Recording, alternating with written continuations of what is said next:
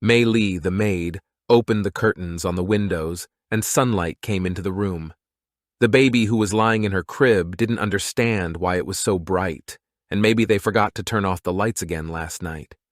She decided to rub her eyes, and as soon as her skin felt the touch, she didn't understand why her hands were so small. She opened her eyes and couldn't believe it was her hands while making incomprehensible sounds instead of words. May reported that Her Majesty was awake. The little girl couldn't understand what was going on. Who was Her Majesty? After a while, men gathered around her. So many people came. They looked at her like they were in a zoo. That's how the little girl felt. She learned something from what they said. The men continued to talk heatedly. This was the state of Yi Dai No, and it was about to come to an end.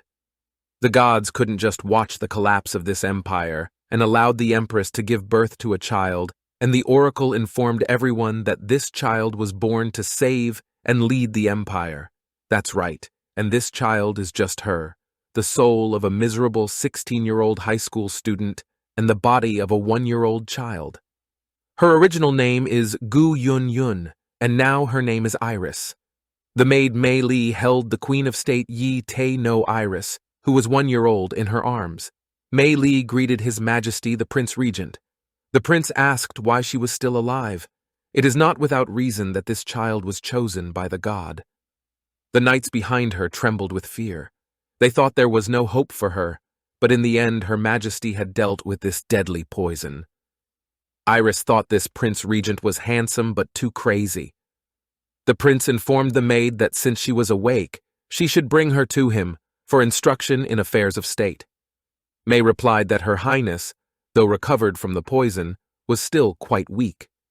The little girl couldn't believe that she was only a year old, and she should already be learning how to conduct state affairs. Only now the little girl decided to remember the maid's words that someone wanted to kill her.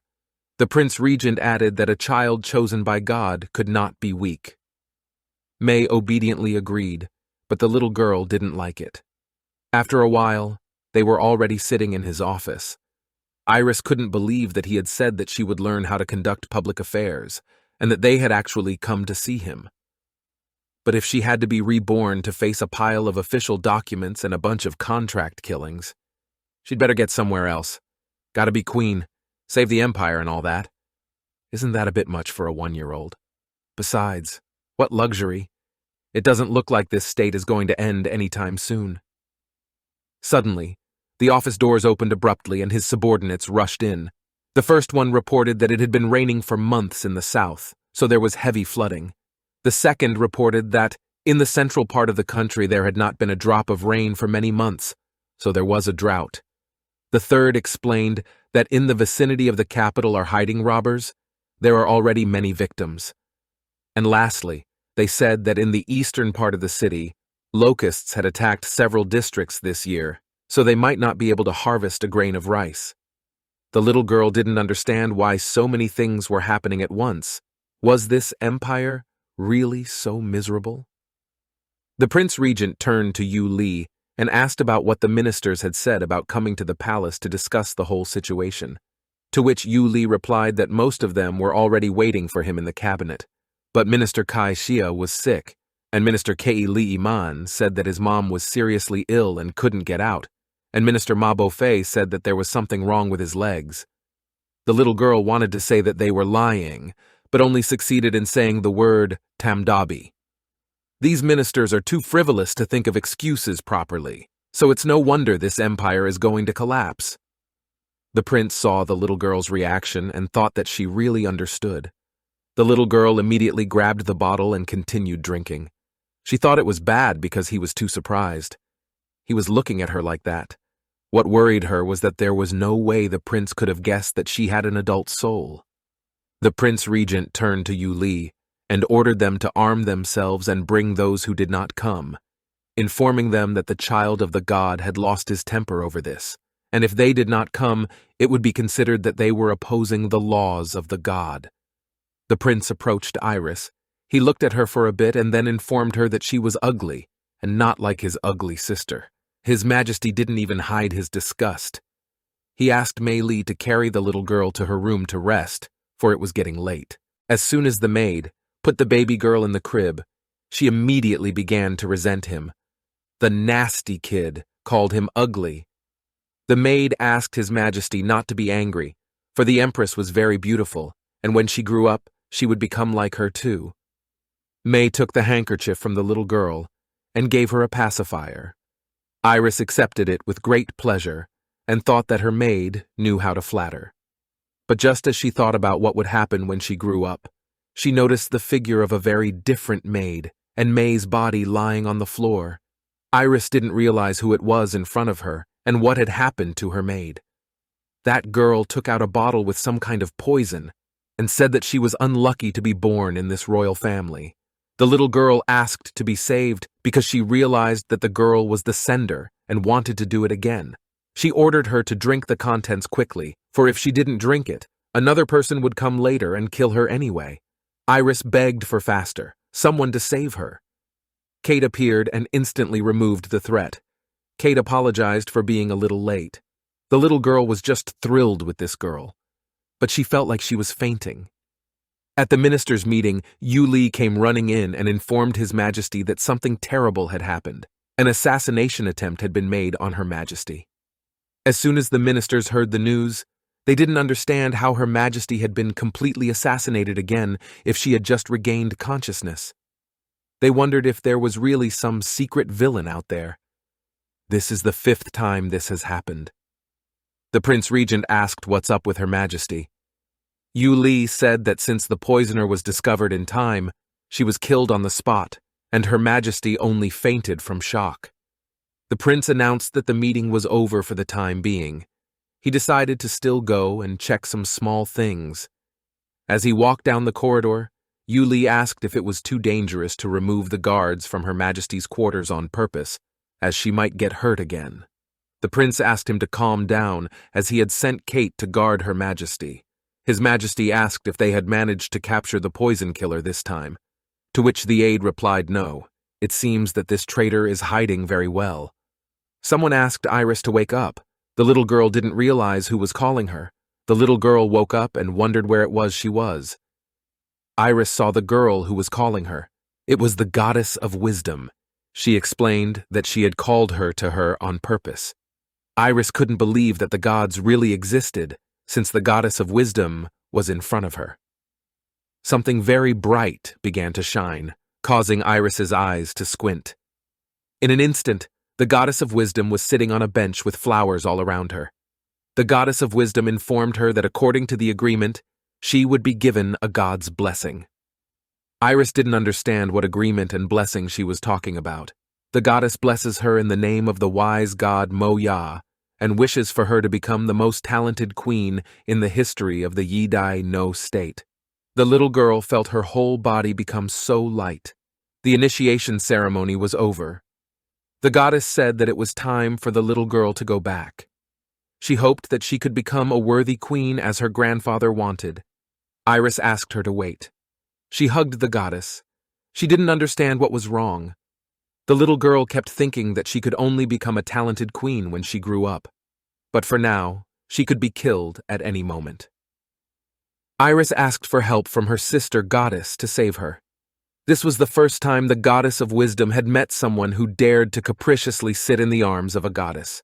At the mercy of her grandfather, the goddess would grant her one more thing, after which they would be considered even. It was a pendant that grants her self-preservation and untouchability, its spirit smile. Waking up in her crib, Iris wondered what this marvelous gift was. Mei Li noticed that the baby girl was awake and alerted Kate to it. The maid gently embraced Her Majesty and reported that Prince Ya No had recently visited them to check on her condition. This unexpected act of compassion on the prince's part amazed her, for she had not expected him to have such human qualities. At this time, Kate was busily tossing the bottle from hand to hand. Iris, disturbed by the way Mei Li was expressing her thoughts, thought about her gift of self-preservation and inviolability received from the goddess. This gift reminded her of her uniqueness and made her feel more confident in this world. Inspired by her new confidence, Iris decided to apply her enchanting, love-filled eyes to Kate. She believed it could help in softening things up and building trust between them. Kate, noticing Iris's gaze, headed toward her to approach her and perhaps discuss some matters, but suddenly let the bottle slip out of her hands, which did not escape May's attentive gaze. Kate met the little girl with a serious look and reminded her of the consequences if there was another misunderstanding with the milk bottle, warning her that it would have unpleasant consequences for Her Majesty. Despite the warning, Iris was still hungry, and she wanted to eat despite her clumsy actions. Shortly after that moment, Iris sat down on the floor with a book, flipping through the pages thoughtfully. This was something incredible to her, for she never thought she would ever be able to encounter a goddess, and that fact made her marvel at the world around her. The thought of protecting the gods gave Iris confidence and freedom of choice. As she continued to study the book, she noticed something important that made her think and caught her attention: a murderous poison. She had discovered it by accident. The little girl had heard Mei Li chatting with the others and saying that she had been poisoned with just this stuff. It said that black magic was used to prepare it. Iris was wondering what black magic was, but suddenly, a figure behind her appeared. It was Yano, quietly approaching the little girl. He took the book away and addressed the maids about the contents, wondering if she was able to read. Iris felt shocked at Yano's sudden appearance, wondering how he could have passed unnoticed, and what could have escaped her notice. With a pleading tone in her voice, the little girl sought to touch the book in an attempt to prove her literacy, but her words seemed like an incoherent set of sounds devoid of clear meaning. Prince Yano, watching Iris's awkward attempt to express her thoughts, reflected on the possibility that she seemed to be able to perceive human speech despite her young age and inexperience. Suddenly, Yu Li burst into their room. He turned to His Majesty and reported that there was an advancement on the traitor's case. The prince looked towards Iris, who was also interested to know something. Yano informed him that they needed to go out to talk. He decided it was best that way, so she knew nothing about it. The little girl decisively grabbed the prince's finger and expressed her desire to hear what they were talking about, showing her interest. This emotional moment evoked deep compassion from Yu Li, who sensed how much the little girl actually wanted to be included in what was happening. The prince, seeing that the little girl needed help, picked Iris up off the ground and handed her over to Mei Li's caring hands to take over her care. On his way to the door, the Prince Regent asked if the one who had given the information was sure it was correct. In response, the one confirmed his certainty, adding that the religious community of black magic that was supposed to have disappeared had re-emerged, which could be a danger. I but turned my gaze to the little girl, contemplating the need to make some changes to my plans for her, realizing that the situation required adjustments. Mei Li was persistently trying to wake up Her Majesty, reminding her that it was already time to start studying the rules for adjusting official documents, emphasizing the urgency of the matter. Iris, feeling exhausted, dreamed of just going to bed, not wanting to think about any other business or duties, favoring peace and rest. Upon opening the door, the maid found Mr. Yu Li in front of her, and, a little embarrassed, asked about the reason for his visit, showing interest and curiosity about his appearance. Yu Li explained that His Majesty Ya No had issued an order to ensure Her Majesty's safety, and so she should stay in her room and not leave it unnecessarily. Iris was suddenly awakened by such unexpected news. Her fuzzy thoughts scattered, and she felt like she was thrust into a situation she had no idea about at all. Kate reassured the little girl, assuring her that she cared for her and would be there to help with the situation, urging her not to worry. Mei Li, expressing her concern, asked if they were going to lock Her Majesty in a room, emphasizing the need for clarification. Iris, for her part, could not determine if this was the true nature of Yano. Kate supplemented the advice by informing her that Her Majesty should drink a glass of milk to regain her strength, emphasizing the importance of caring for the baby girl's health and well-being. Suddenly, the oil bottle falls to the floor and its contents spill out, creating chaos in the room, which displeases the baby girl. Determined and persistent, the little girl is determined that she will not allow the Prince Regent to carry out his plans and is ready to fight for her beliefs. Kate, trying to handle the situation, takes responsibility for cleaning up the spill, but suddenly the door of the room swings open, disrupting her attempts to restore order. Baby, expecting house arrest, finds herself unexpectedly drawn into new events that open her eyes to reality. So many people burst into the room that Baby feels excitement and anxiety, not knowing what they are going to do or how it will affect her future. The man solemnly announced that their calling was to ensure that the little girl would prepare for the royal trial for the next 4 years at the behest of Yano's Majesty. He emphasized that they had a responsibility to ensure the success of her education and training. Clarifying the details, Mei Li inquired if the little girl was pertinent to her studies, given her young age, which was barely a year old. This allowed her to assess whether the training would be tailored to the little girl's age and ability. Addressing the little girl, the man introduced himself as Simon, responsible for her training in witchcraft, demonstrating his role in shaping her magical skills and knowledge. This emphasized the importance of an in-depth understanding of magic in order to successfully pass the test. Sai La was introduced as responsible for her royal etiquette lessons, emphasizing the importance of building the little girl's skills and knowledge of court customs and rules of conduct, which will be an important aspect of her preparation for the royal test. Bo Day was put in charge of lessons on royal publicity, which entailed teaching the babe aspects of public relations and media interaction in her future role.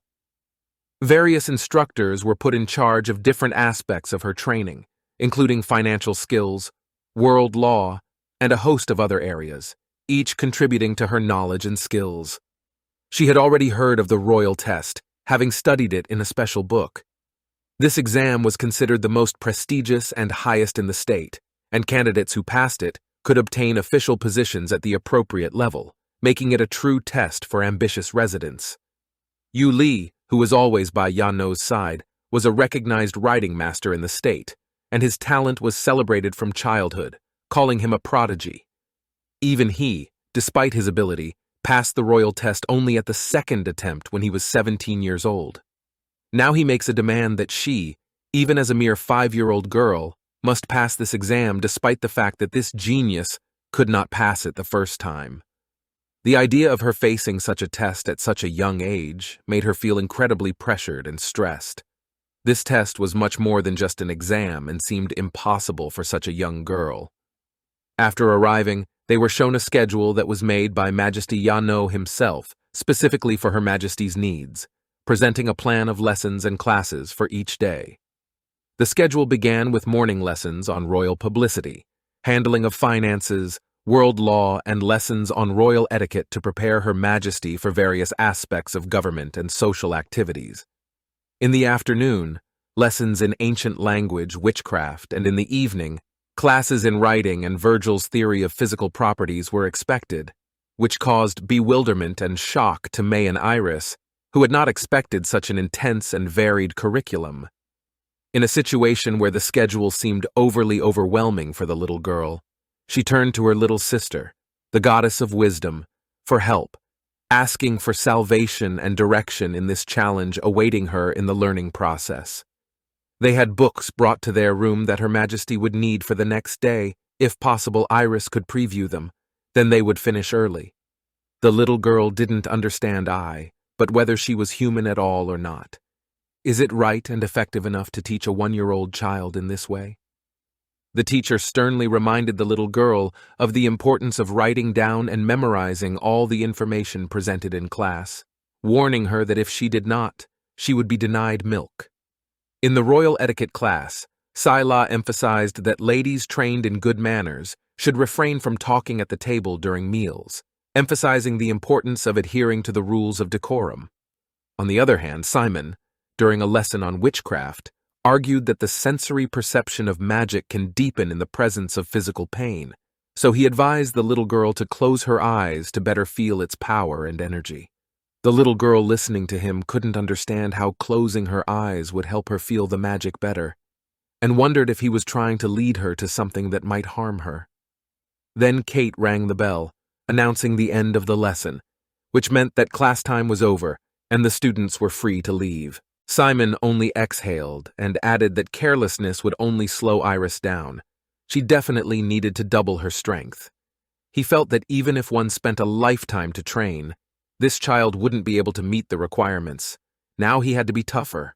Following Simon's words that doubling strength required a certain approach, the little girl felt a sudden shock and bewilderment. Simon turned abruptly and left the room, leaving the little girl alone inside the magic circle, which was still unbroken, making her feel trapped and defenseless. In desperation, the little girl turned to her teacher, begging him not to leave, as she felt unsafe without his presence and support. After receiving a promise from Kate that she would catch up with Simon, the little girl calmed down a bit, hoping that she would soon be back to safety and able to leave this magic circle. At that moment, Iris felt her breath catch, as if an invisible force was squeezing her chest, preventing her from taking a full breath. Shimmering chains suddenly appeared in front of her eyes, confusing her thoughts and making her feel at a loss, unable to understand how she was in this situation or where these unexpected shackles had come from. May, noticing the appearance of the chains, decided to react instantly, rushing to Her Majesty with a desire to help her free herself from this sudden captivity, and despite her fright, she was eager to find a way to free the little girl from the chains. Even the maid, who was facing such a situation for the first time, tried to help by grabbing the chain and attempting to free her young mistress. Her efforts were in vain, however, and the force holding the little girl captive threw her back, preventing her from even coming close to solving the problem. As the chains grew tighter and tighter, and the little girl felt her strength slowly draining away, she pleaded for help, hoping that someone would hear her cry and come to her aid at this difficult moment. Suddenly, abruptly, Simon, whom Kate had tied up and kicked with her foot, fell into the room. She orders him to loosen the magic circle, to which Simon replied that the history of magic says that fear of death is the most effective way to activate hidden magical abilities. If Her Majesty can activate those hidden magical abilities, then she herself will be able to destroy the circle. Kate abruptly grabbed the one by the collar and added that His Majesty Yano ordered to make sure that no one dares to harm Her Majesty, and then asked about him seeking his death, or what. May turned to Her Majesty. As Simon scrutinized what was happening, he wondered if it was possible that she was focusing all her powers to interrupt the magic circle that surrounded them. The tension in the room peaked as the chains instantly broke and a sudden light filled the space, illuminating everything around them and causing everyone present to hold their breath at the unexpected display of magic. Feeling on the verge of frustration and surprise, Simon tried to realize that breaking a magic circle required forces beyond the capabilities of even two adult mages. The question of what it actually was remained a mystery to him, raising even more questions. When the little girl cautiously opened her eyes, she was about to encounter something unusual and incomprehensible, and her mind was trying to make sense of what had happened and what the true meaning of this unusual event was. She gingerly touched something that resembled a mirror, and instantly the thought arose that it could be her heart, symbolizing her inner self and true feelings. Suddenly, she felt her body begin to be pulled into an unknown abyss, as if an invisible force was beckoning her into the depths of unexplored secrets and mysteries. As if torn from reality, she found herself lying in a deserted field, surrounded by the emptiness and darkness of night.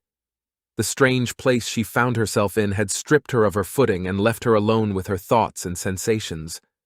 Her pendant, which she assumed to be her heart, began to glow with a bright light, and wings appeared behind her back, shimmering in the darkness and illuminating her surroundings.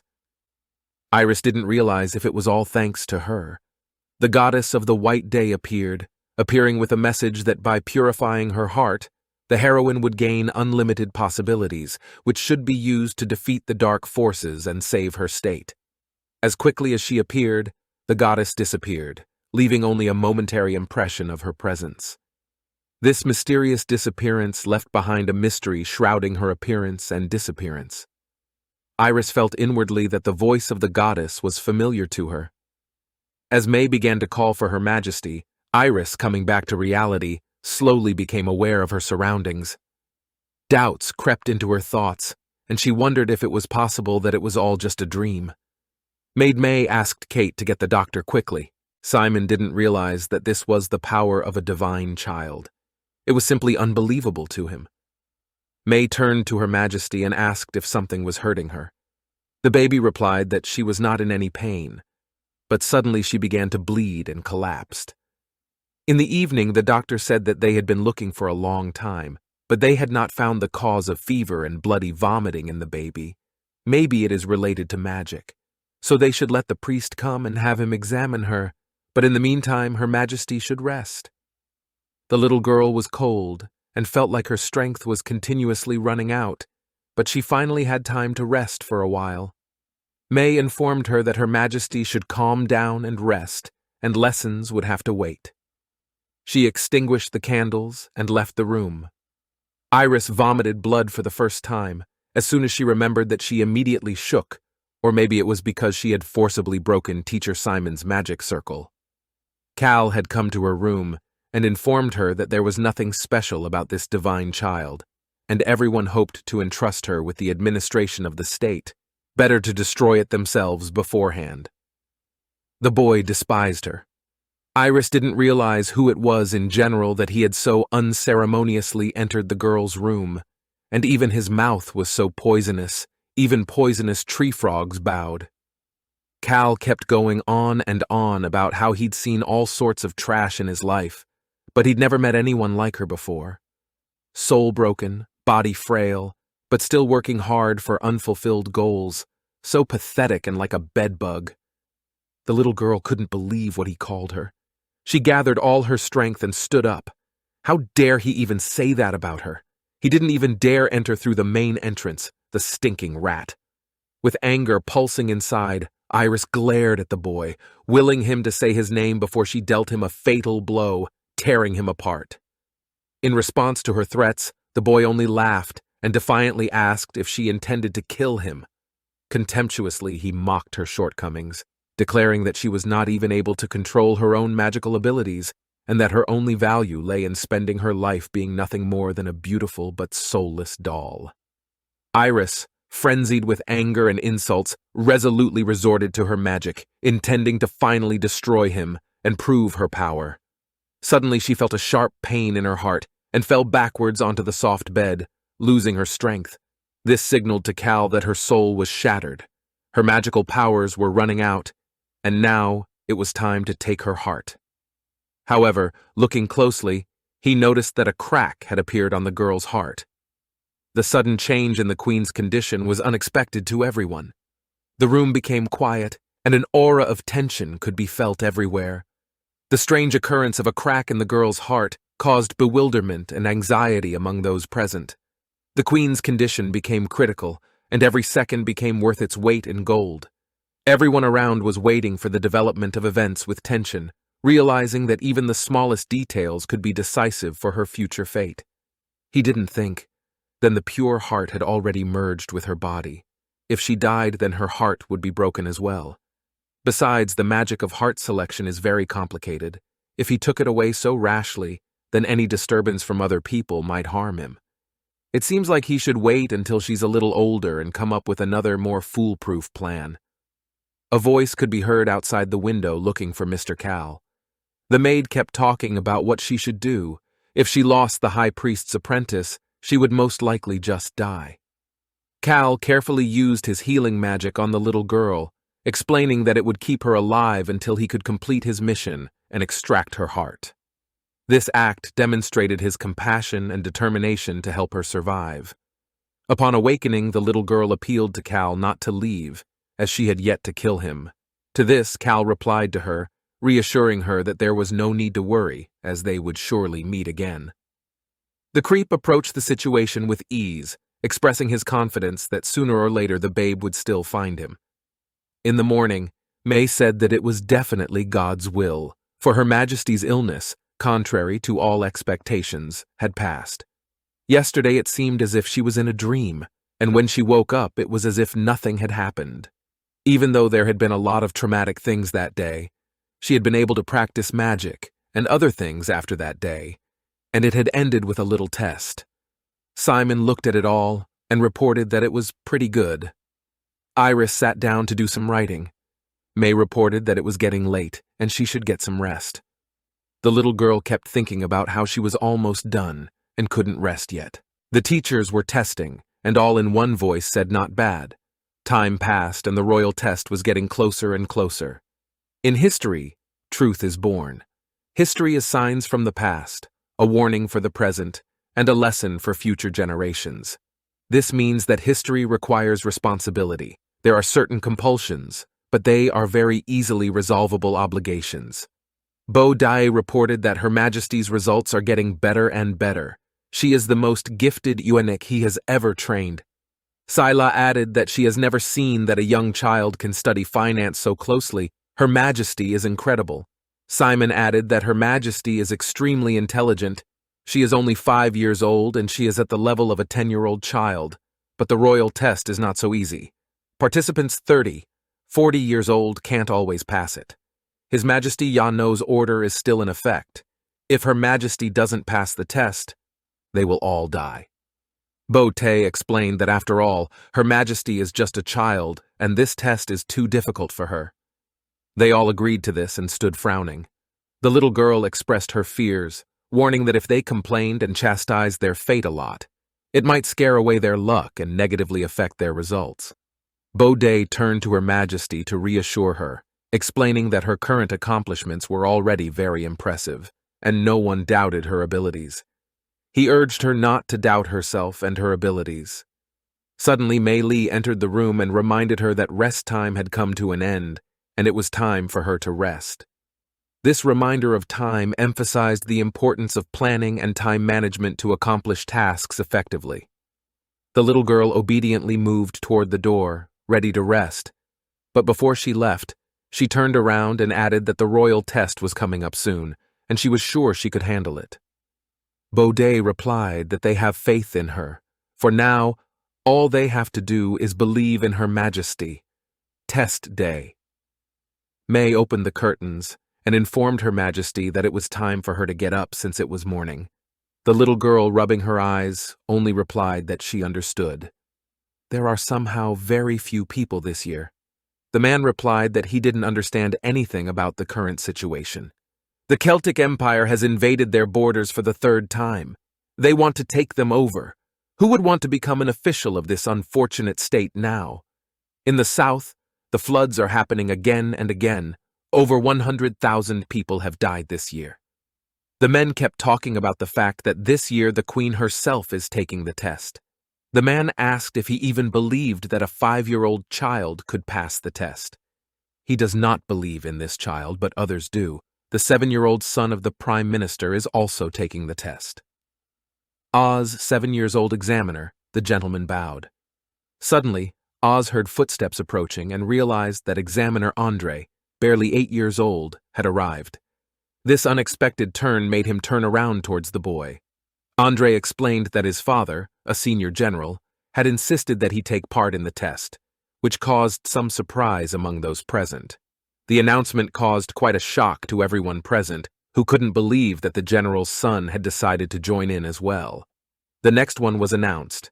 It was examinee Iris Yi Dai No, 5 years old, which left the guys even more shocked. The little girl with Latte showed up to join them.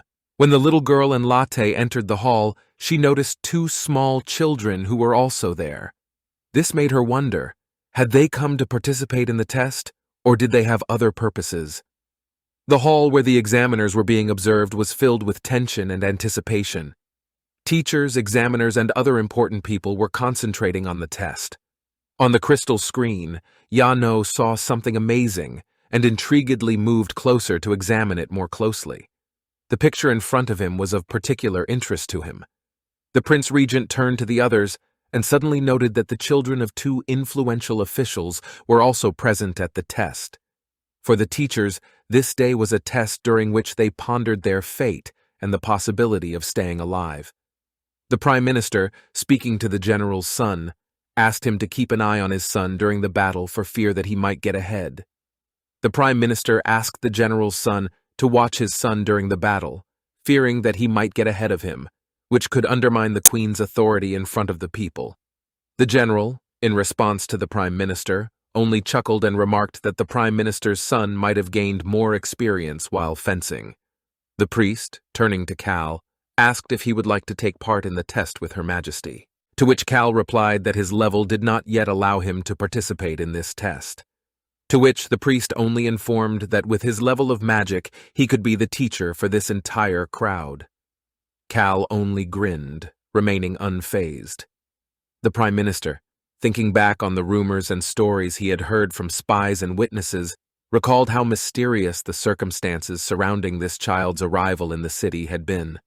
Snowfall, rolling thunder, and hints of celestial intervention added to the mystery of its origin. Recalling the talk that Yano had personally met this child, the Prime Minister couldn't help but notice the unusual nature of the encounter. Although the details remained behind the scenes, but the very fact of communication between the head of state and an unknown baby led to speculation about his importance and role in the future. Maybe he is the dark horse of Prince Yano. It had been a long time since they had seen the little one. The majestic hall was filled with anticipation, an atmosphere of tension tightly enveloping those present. The little girl, standing at her seat, felt the gazes of the others piercing her back, not realizing what had caused such attention and tension. Suddenly, the great examiner approached them, whose appearance and commanding presence immediately caught everyone's attention. He announced that the history and literature exam would begin, making everyone gathered focus on the upcoming test. Rising towards the heavens, the starlight of past eras brightly illuminated the cultural and historical heritage of mankind. This light of the past concealed the meaning and significance of every event and historical figure who had given the world something unique and valuable. Iris had heard much about the royal test, considered the most prestigious examination on the entire continent, and now that she was on the spot, she was convinced of its greatness and importance herself. The examiner magically handed out the assignments to everyone and explained that each test was divided into 4 parts, so they should answer thoughtfully and time was limited. The little girl confidently took up the pen. She is not afraid. These questions are nothing to her. But in the end, at 4 years old, she learned everything and reached the level of Yu Li when he took the test, or the level of a normal 30-year-old person. But now Yano is constantly pushing her. She hasn't realized his motives yet, and isn't so naive to openly show all her abilities. The little girl has decided that she needs to get the bare minimum. 60 out of 60, no points lost. History of magic. The continent of Moya is 3,000 years old. The gods sent a divine fruit to the continent that gave mankind divine powers. Brief history of Moya. There was war on the continent for hundreds and thousands of years. But then there were 3 wise men who founded an empire and maintained peace for a long time. The rules of magic. All the forces of things are unchanging. Faith in all things is eternal.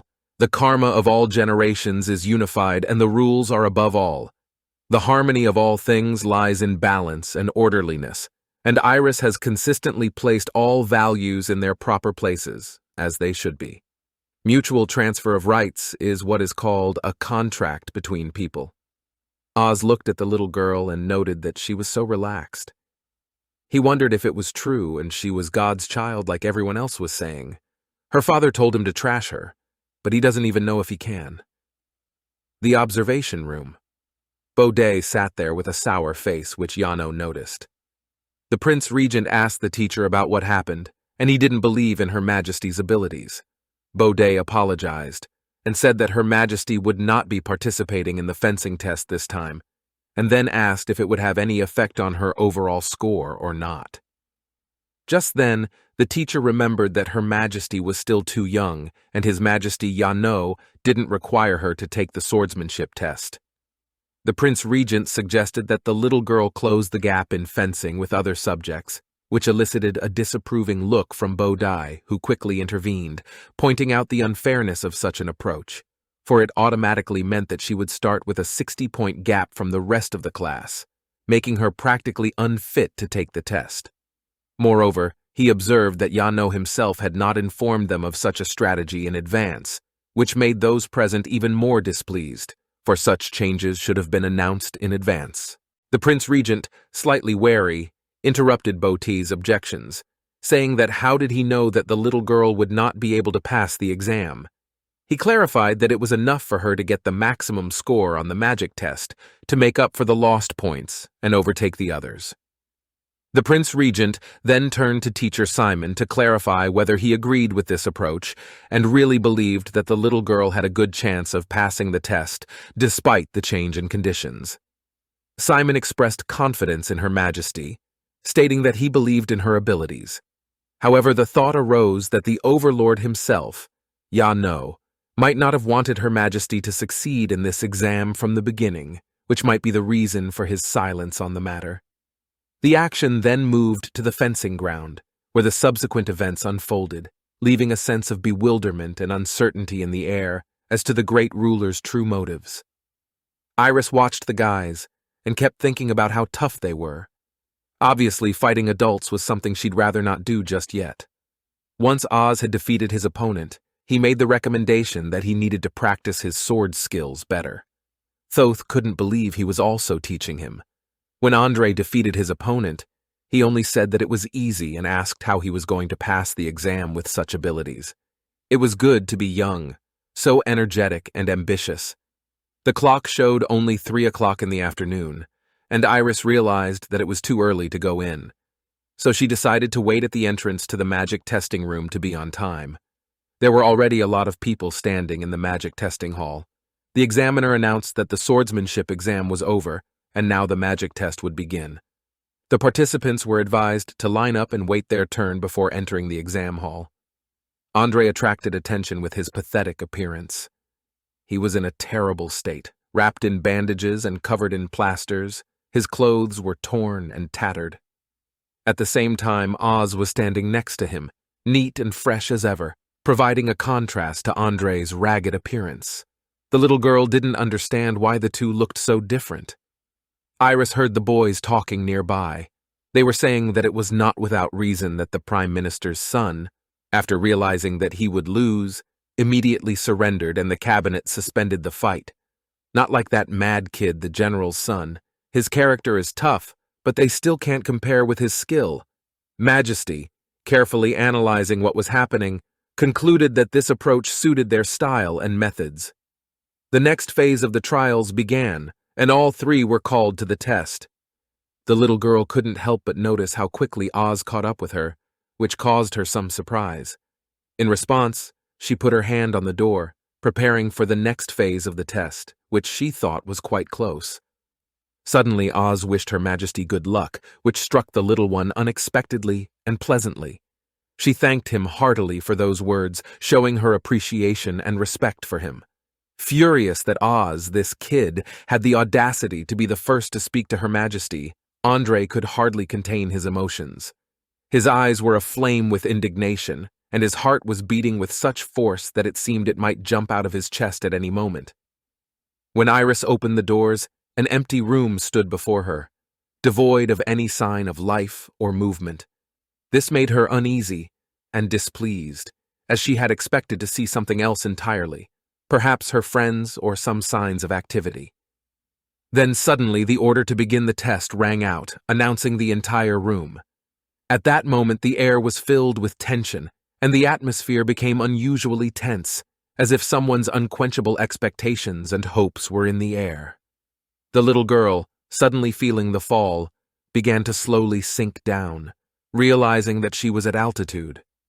Vaguely aware of what was happening and feeling disoriented, she could not understand how she was in this situation and where exactly she was, because she had just been in another room. She realized that she was about to crash, so she began to ask Lillian, the goddess of winds, to take pity on her. But that's just why Iris can't muster her magical powers, and the thought flashed through her mind that she's going to die again, like a memory from a past life. She was falling too.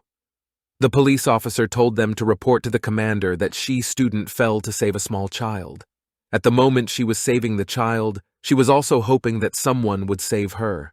The shadow that appeared said that it was better that one had not been born, and Gu Yun Yun kept asking for help, to be rescued worthless and unwanted.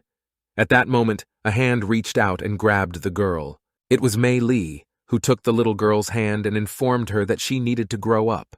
This was no longer the past world. The maid carefully covered the infant with a warm blanket, realizing that concern for her comfort carried with it concern for her own health as well. Without proper shelter, she could easily catch a cold, which would endanger not only her but the baby as well. May would tell the baby a tale about a mama deer and her little fawn, immersing herself in a world of fantasy and magic. This story of adventures in a fairyland where they lived happily ever after awakened May's childhood dreams and hopes. Some people gathered around May, who lovingly watched her and supported every step of her growing up. Their hopes and well-wishes were like a light in a dark forest, filling her heart with warmth and inspiring her to new achievements. Suddenly, Iris gathered all her will into a fist and announced with confidence in her voice that she had no intention of giving up. She realized that she was facing a serious challenge, but she was determined to overcome all obstacles and achieve her goal. She tried again to ask the goddess of winds Lillian for help, to take pity on the believer who dreamed of freedom. She gave her wings so that she could soar. And so she did. In this world, she is no longer an unwanted person. She landed and saw that the general's son was already there. The little girl didn't understand what he was doing there. Iris greeted him, but Andre only waved a twig a little with words for that magical creature that could change appearance, quickly telling her where Her Majesty was at that moment. Her father made her guard Her Majesty during the test and threatened to take away his candy money to get his act together. Iris replied that it was her. She didn't yet know whether to praise him for his attentiveness or scold him for his stupidity. Andre warmly grasped Iris's hand and tried to reassure her that her appearance had no bearing on their ability to handle the magical test. In his words, he sounded anxious for the safety and successful completion of the test, perhaps spurred on by suspicions of possible magical intrigue. Despite her doubts and worries, Iris decided to express her doubts by asking Andre how they would be better off taking the test, together or separately. Her participation in the test was an integral part of their overall strategy, and she sought to understand how they could succeed. In response to the little girl's questions, Andre assured her that Oz's presence was of little importance, as he did not, in his opinion, possess any significant magical abilities. In his words, one could detect a slight disdain and disappointment at his friend's participation in this magical ordeal. The sudden rejoinder revealed Andre's hidden jealousy and resentment. He expressed his dislike for guys who, in his opinion, easily win the favor of girls, which could indicate personal complexes or negative views of his own masculinity. Oz watched all of this and thought that since his father had told him to outdo Her Majesty on points, then he had better go it alone. After a while, as they walked deeper into the forest, Andre asked about the broken test, since there was no assignment, how he, a young master, could prove himself. Iris replied that it was true that the royal test was considered so difficult, but that little crystal kept haunting her. She didn't understand what it was. Andre informed that it must be a tracking crystal. He had seen one in his older brother's study. He realized what he had to do, for he had an idea. He abruptly grabbed that crystal and started screaming, addressing his father as he knows he is watching it. He ordered him to go to the examiner and make him tell his assignment. Otherwise, he will not take the exam. The general only laughed. He would deal with him when his son returned. Cal saw the chipmunk scout in the crystal. Except for those eyes, it looked like someone was controlling him. Someone's probably trying to screw up the test. Cal, determined to get out of the situation, went to his teacher to announce his decision. In response, the high priest asked him to stay where he was, making sure that his student was not going to run away from the test. Cal obediently accepted this demand and remained in place. Andre, clutching the crystal, turned to his companion and asked if he had heard his previous words, threatening to repeat them again. Iris, seeing his agitation, gently asked him not to shout, trying to remain calm in an unforeseen situation. Suddenly, a monster appeared behind them, causing excitement and fear. The two turned around to look at the new arrival and saw the monster standing behind them. The two turned around and saw that monster. Oz was there. Oz saw Andre and Iris and got a little dazed. The little girl shouted for him to be a curate because there were scout chipmunks behind them. Oz asked them to calm down, for he knew this would happen. The little girl instantly reacted to the cry for help and rushed over to Andre, ready to give him support. Saying that Oz was in danger and that they had an obligation to help him, she expressed her willingness to do whatever she could to help her friend. Andre, however, had a different attitude and quickly dispelled the illusion of his willingness to help. He clearly made it clear that he was not going to interfere in the affairs of this womanizer, which caused perplexity and disappointment to Baby. She had not expected such a refusal and tried to understand what could have been the reason for such behavior. Iris, wasting no time in debate, decided to act on her own and ran ahead. The money for sweets that they had planned to spend together eluded Andre, who remained aloof, burdened with irritation and resentment. The internal conflict and irritation peaked when Andre began to reminisce about the smelly daddy who he felt was the source of all the trouble. He felt hurt that all this tension and conflict was over some candy money, and he felt irritated and frustrated with the situation. One moment, and they arrived at their destination. The little girl noticed that those chipmunks were starting to piss her off. Andre promised that he would destroy them in a heartbeat. He decided to use his flaming sword.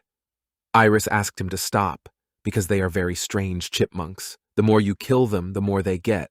Even though he doesn't want to mess with that kid Oz, but losing to him would be worse than death. As a child, Andre heard the maid say that young Master Oz is very smart, and even the general who dislikes the Prime Minister often praises him. Young Master Oz is so cute, much cuter than the little noisy master who lives in their house. As soon as they met that, Andre was a bit hesitant and embarrassed. He wanted to walk over and say hello to Her Majesty first, but as soon as the boy gathered courage and only wanted to address the little girl, Oz beat him to it. Oz again, Andre thought. He didn't understand why they all liked this pretzel, who only knew how to powder his face. Under the influence of determination, the guy was determined to demonstrate to the others that Oz was a total loser. With each blow, his confidence only increased. The moment he chopped down one of the chipmunks, it instantly split, much to the guy's displeasure. Oz watched from the sidelines, considering the guy a bit out of his mind. His reaction to the events reflected mixed feelings ranging from interest to bewilderment and concern. Iris, who was closely watching what was happening, came to the conclusion that if Andre continued to act this way, the number of opponents would only increase. She recalled the words that the test had begun. Oz was determined. He realized that the only way to prevent Andre's demise was to intervene. The little girl, finding herself in a desperate situation, decided to resort to extreme measures and use her magical abilities. The fire caused by the magic was directed towards Andre, and the little girl with a fierce scream called him to a halt, begging him to save his life. This unexpected turn of events greatly frightened Andre. Even the chipmunks in the area were dumbfounded by what was happening, their reactions showing that even they realized the seriousness of the situation after such an unexpected display of magic. Oz became scared as well. Iris asked about whether he was deaf, as everyone was feeding to stop him. She recommended that he pull his ears out of his ass. Oz reported that chipmunks never attack humans first.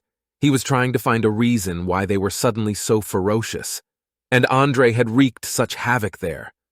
Andre couldn't contain his anger and pounced with questions about what he had said and who was causing the chaos there. The little girl walked confidently over to the chipmunks and reached out to pet them. He liked it so much when the little ones stroked him like that. When they aren't being attacked, they are so cute. Chipmunk took the little one by the finger and started pulling her to the side. It was announced to them that the first task of the magic test was about to begin. The little girl couldn't believe that right there. She determinedly headed after the chipmunks, and with words of encouragement she quickly went to go and see. Andre didn't realize what the other task was. The kids were on their way to their first assignment, but lo and behold, they were being followed. The head of that bantha said that it was all because that general's bunny had caused chaos there. Otherwise, he would have controlled those hamsters, and there would have been no problems with the queen. They'll think of something else. Cal showed up for that mission in the guise of a kitty cat. He hadn't seen her in a few years. The godchild had grown up to be a pretty good girl. The purified heart was very useful to him too. It was time to get it back, but just what kind of people? Whispering Forest. They reached their destination. Andre saw a settlement with chipmunks. He didn't realize it was a magical quest. Iris said that the shadow mouse's nest is very wide and it guards the entrance to the forest. It looks like they have to go through this nest. The chipmunks were surprised that the little girl understood that. Andre embraced that. Then what are they waiting for? It's time to fight. The shadow mouse will be harder to deal with than the hamsters, so they need to calm down a bit. Shadow mice are the fastest, small, magical creatures, and they can also electrocute, group together, and have a leader. They are very hard to deal with. They need to think hard to find a way to do it. Suddenly something started to happen. Everyone was in a sprawl and running away in a scattering. The three stood and watched. The scouts appeared. Iris turned around and realized that there were scouts among the shadow mice. They had been discovered.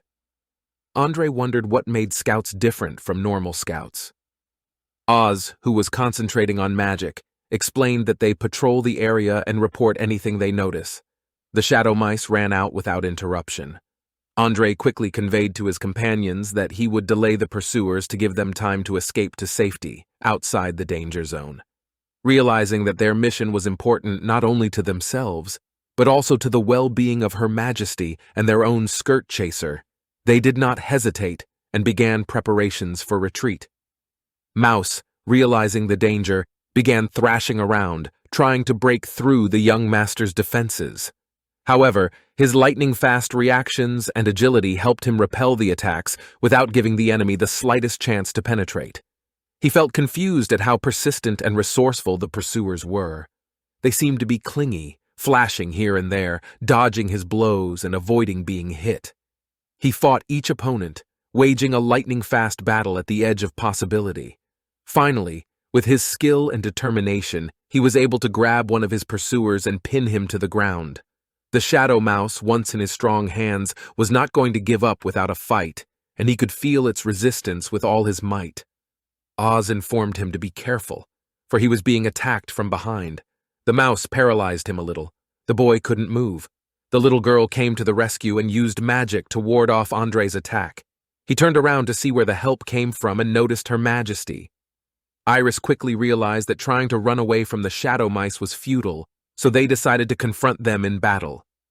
A spark of magic ignited in her mind field as she began to summon the help of the goddess of nature, Stephanie. She prayed for the power to control plants to resist the attack of the shadow creatures. Under the influence of this magic, the little girl was able to instantly create her own defense trap, using the vegetation around her to bind and slow the shadow mice's advance. The boys, seeing her determination and skill in magic, were inspired to prepare for battle, ready to stand in defense with her. As Iris was reciting for magic, those masked men peeked out from the bushes. The head decided it was the perfect opportunity and threw a poison dart at her. Her Majesty felt that someone was behind her. She wanted to turn around decisively. But lo and behold, she saw Oz being attacked by a shadow mouse. She asked him to be more careful. It was too late to think about the rear. For now, she couldn't be distracted. Overseeing it all was Cal in the guise of a kitty cat. He just waved his paw and knocked that dart away. After that, the little girl didn't feel threatened anymore. She didn't know if she was imagining it. But as soon as she turned in their direction to make sure, those men hid behind the bushes. They had fallen through. The head shook with fear. He didn't realize if there was anyone else out there, he needed to tell his boss soon. Suddenly, the little girl heard a noise in the bushes. She asked who was there and asked to be shown. Cal came down to the ground in the guise of a cat with an unusual grace that was admired by others. His keen hearing and penetrating eyesight invariably served as faithful helpers in the most difficult situations. Baby, seeing the black cat, experienced genuine surprise. But her attention was quickly drawn to something else. In the bushes behind the cat, she noticed the silhouette of a shadow mouse. This discovery made her realize that the kitty was in danger. Glittering sparks of magic enveloped baby girl as she drew the kitty to her, using all her powers to save him from danger. Her heart beat harder from the exertion, but she knew she couldn't let any harm come to this defenseless creature. Iris squeezed him so tightly and explained that it was very dangerous out there for now, so she should stay with her for now. He didn't have a good feeling about this. The commander is cold-blooded and consistent. Andre didn't understand how they had managed to dodge. The Mouse King started making a fuss. Oz was confused. Iris cradled the kitty more and more tightly. Now the worst had happened. Well, now they would have to face them. But there was no need to spread out again, but to be as a single well-trained magic army. Iris was protected from that light ball of energy that was heading towards the heroes. She kept guarding the kitty as she did so. Cal couldn't believe that she was protecting him. He saw that this barrier Iris had made was so weak, like a piece of paper. He decided he'd better make one himself. Cal waved his paw again. A sudden sharp sound cut through the silence, breaking the thin thread of the spell that held the group in tense anticipation. The little girl sitting next to her looked up in consternation, not realizing what could have caused such a sudden noise. In her small world, full of mystery and mystery, every unexpected sound was a sign of something unusual and potentially dangerous. The chipmunks, sensing something threatening in this sudden sound, began to scatter in panic, scattering through the forest like leaves in the wind. Andre, however, did not let them escape his control, shouting orders and demanding that they stop and not continue their flight. His power over the chipmunks was undeniable, and he was determined to see it through to the end, despite the outside circumstances. While the chipmunks were scurrying around, Baby, still stunned by what had happened, asked Andre about the origin of the strange sound that had caused them to flee. He asked her not to think about small things. It was better to get out of there quickly. Andre saw Oz take Her Majesty's hand and lead the way. He asked him, the womanizer, where he was going with Her Majesty. Andre ordered him to quickly hand Her Majesty off and wondered if Oz was listening to him at all. They continued to run. The little girl didn't understand what they were suffering about. The boys stopped abruptly. Andre asked if he was dreaming. They were out of breath. Suddenly, the voice of the examiner was heard, informing them that this was their first task: destroy the three-headed demonic snake. Andre almost vomited at the words about the three-headed snake. Iris and Oz asked him to be quiet. Oz wondered if they thought it was a bit much, if this assignment was only meant to test their magical abilities. The little girl thought she was only seen in books. The magical creature known as the snake demon is a fearsome foe, even for the most experienced of evil hunters. Its terrible power and ruthlessness penetrate to the very depths of the soul, leaving behind only a shadow of hope for victory. Meeting this creature fills the hearts of even the bravest heroes with terror and anxiety. For General Suez, once considered the greatest warrior in the Empire, crushing the demon snake was a true test. For 3 long days he fought it, waging an endless battle of life and death. His triumph was a costly victory from which only a thread of the finest magic separated him. Cal, upon hearing of the assignment, thought it presented a unique challenge, but doubted his ability to handle it. He realized that there were insurmountable obstacles to victory, and he had to be extremely careful not to draw the attention of an unwelcome enemy to the little empress. The cat, Iris's faithful companion, accepted his part in this dangerous enterprise. He served her like a trustworthy guardian, keeping an attentive eye at her side. With the crystal holding a portion of her power, Iris was especially vulnerable, and Kotick was determined not to leave her side even for a moment. Iris proposed a plan to the boys whereby they could avoid a confrontation in reality and instead kill her directly in her sleep. This plan seemed safer and more effective to them, as it involved minimal risk for all involved. After all, winning in a dream seemed less dangerous than risking your life in a physical confrontation. The boys agreed with the idea and continued on their way, trying to be extremely careful not to attract unnecessary attention. Every step was an act of extreme caution, for the outcome of their plan depended on it. But even the most careful efforts could be disrupted by unforeseen circumstances. Even with all precautions, however, an unforeseen incident could not be avoided. The sudden crunch of a twig snapping beneath their feet gave away their presence. The boys froze in place, with the realization that their plan was now in jeopardy. The chances of success had sharply decreased, and they were faced with the task of finding a solution in an extreme situation. Now, they were in big trouble. The three-headed snake had awakened from the noise Andre had made. It was now towering over the children. Iris told them that since they couldn't do it quietly, they should get ready for a fight. Cal whispered to her that the snake's weak spot was the top of the middle head. The little girl turned sharply and looked toward the kitty, who was just sitting there. She didn't realize who had said that. The kitty began to yawn. Her Majesty didn't realize if it was the kitty who did it. The little girl decided that she must be out of her mind. Her Majesty told the boys that the left head of the snake was spraying poisonous gas, so they should be careful not to inhale it. At this time, when the little girl was talking about this nuance, Andre had already disappeared. He was running towards the snake with words that he would slay it. Oz tried to stop him, but it was too late. Iris didn't realize what kind of crazy kid he was. Iris put up a defense against the flames. Oz didn't realize what kind of idiot he was. The toxicity of its poisonous gas wasn't lethal, but even one breath was enough to make a person hallucinate. They'd have to figure out a way to get Andre out of there. Oz agreed with her. Suddenly, Andre's voice was heard saying that Her Majesty was underestimating him. Iris was happy to see that he was perfectly fine. Andre explained that he wanted to become the strongest soldier of all humans. His older brother was the best knight in the Empire. He is the pride of the general's family. Andre's lifelong goal is to surpass him. Andre swung his sword. His brother wouldn't lose to some snake, so he can't lose either. Everything was on fire. Cal was surprised that the redhead was strong. Oz couldn't believe that the fire his father was talking about was the fire of the Pu Luo Zi family. The little girl was just as surprised. Fire magic without using chance, only the first stage, but already so powerful.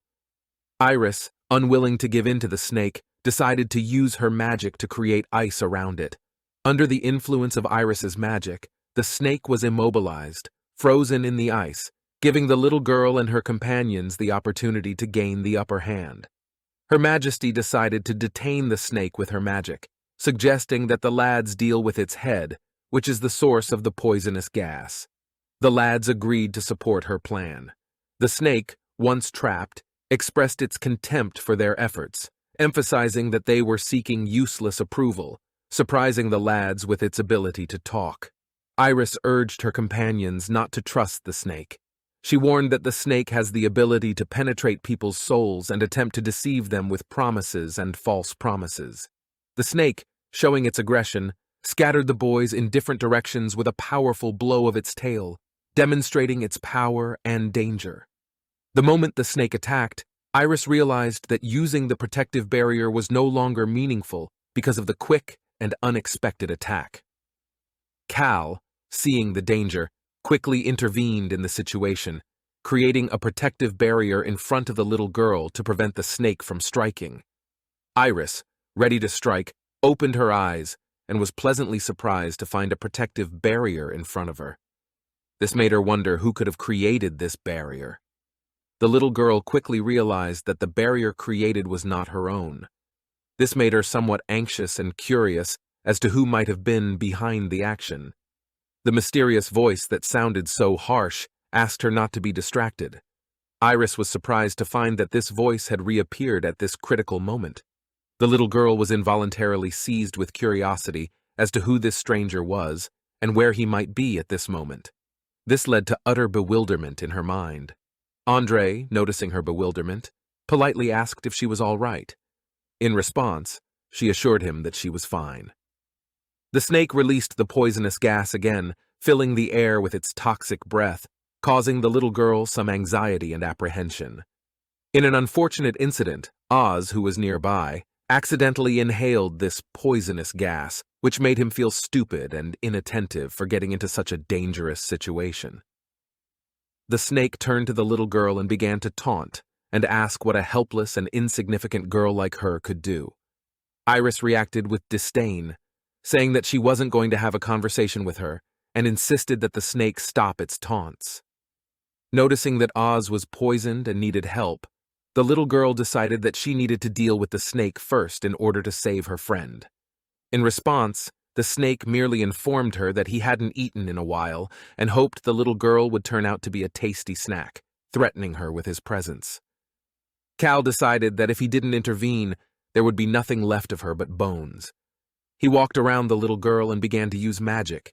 As he got closer and closer, the snake couldn't understand why such a horrible creature was watching her with such a wary look. Suddenly, Andre came into view, reminding the snake that he was also present on this scene and ready to act. The snake mocked the boy for his insolence, but decided it was worth starting with the little girl to make her life a little more difficult, and only then turning its attention to the two boys. Attempting to bite him, the snake was forced to relent as Andre quickly recoiled, avoiding her attack. The snake's whistling tail struck the boy with force, throwing him aside where he landed slightly. Andre, despite the danger, openly voiced his threats to the snake, confident in his ability to destroy it piece by piece. The snake only scoffed at his words, emphasizing that none of the soldiers in the room were able to protect their comrades. In the same room where the battle unfolded, the little girl turned to her brother soldier for help, hoping for his support.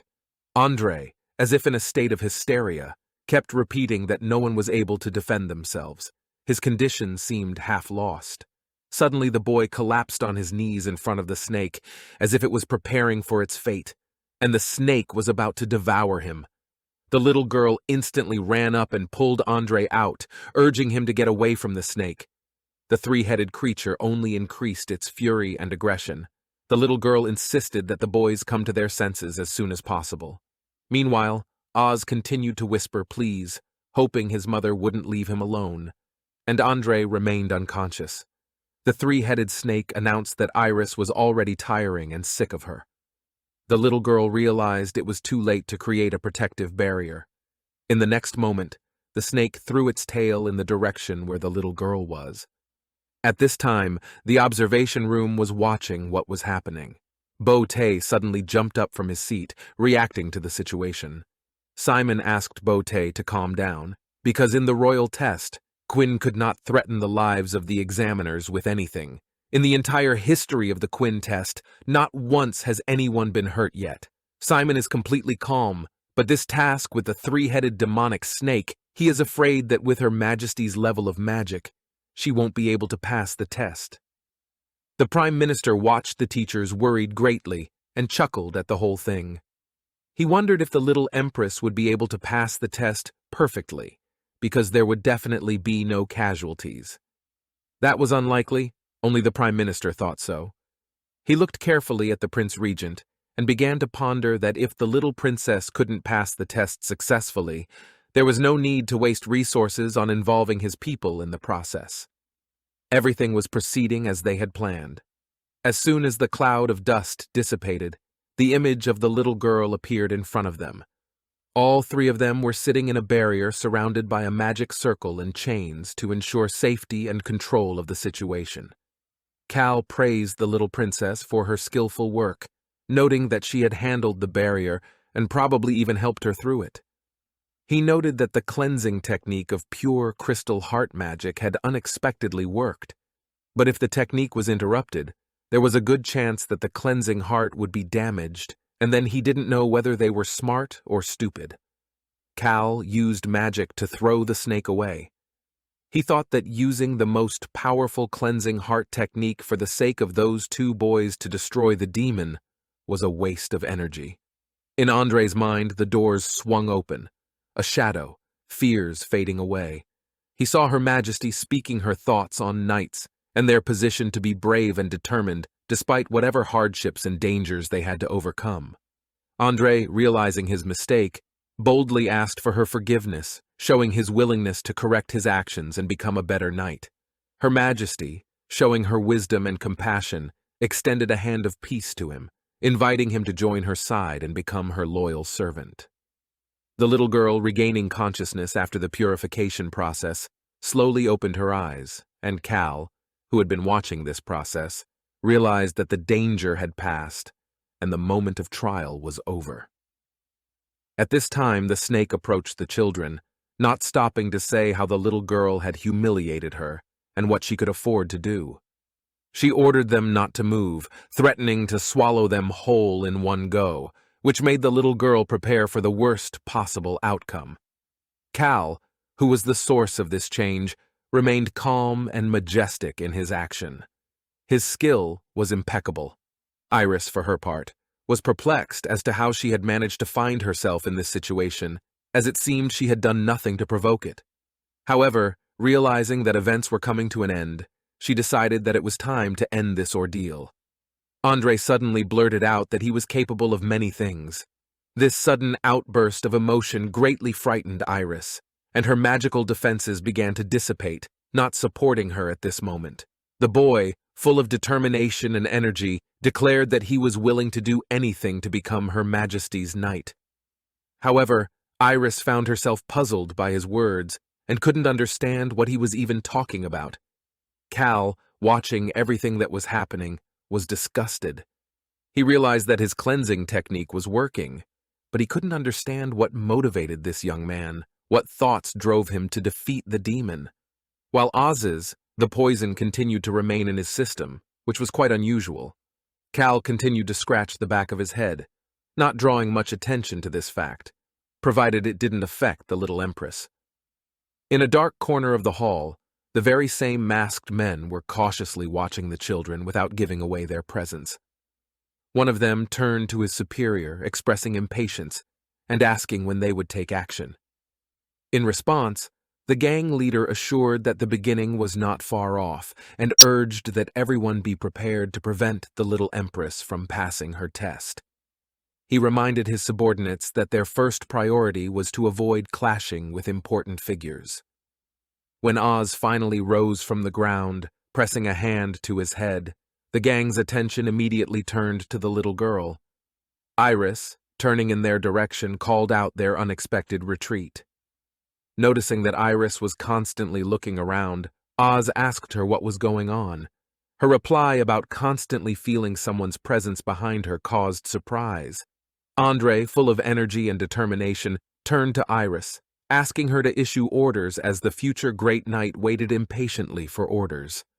Iris realized that this was the worst time for distractions, so she decided to concentrate on the current situation.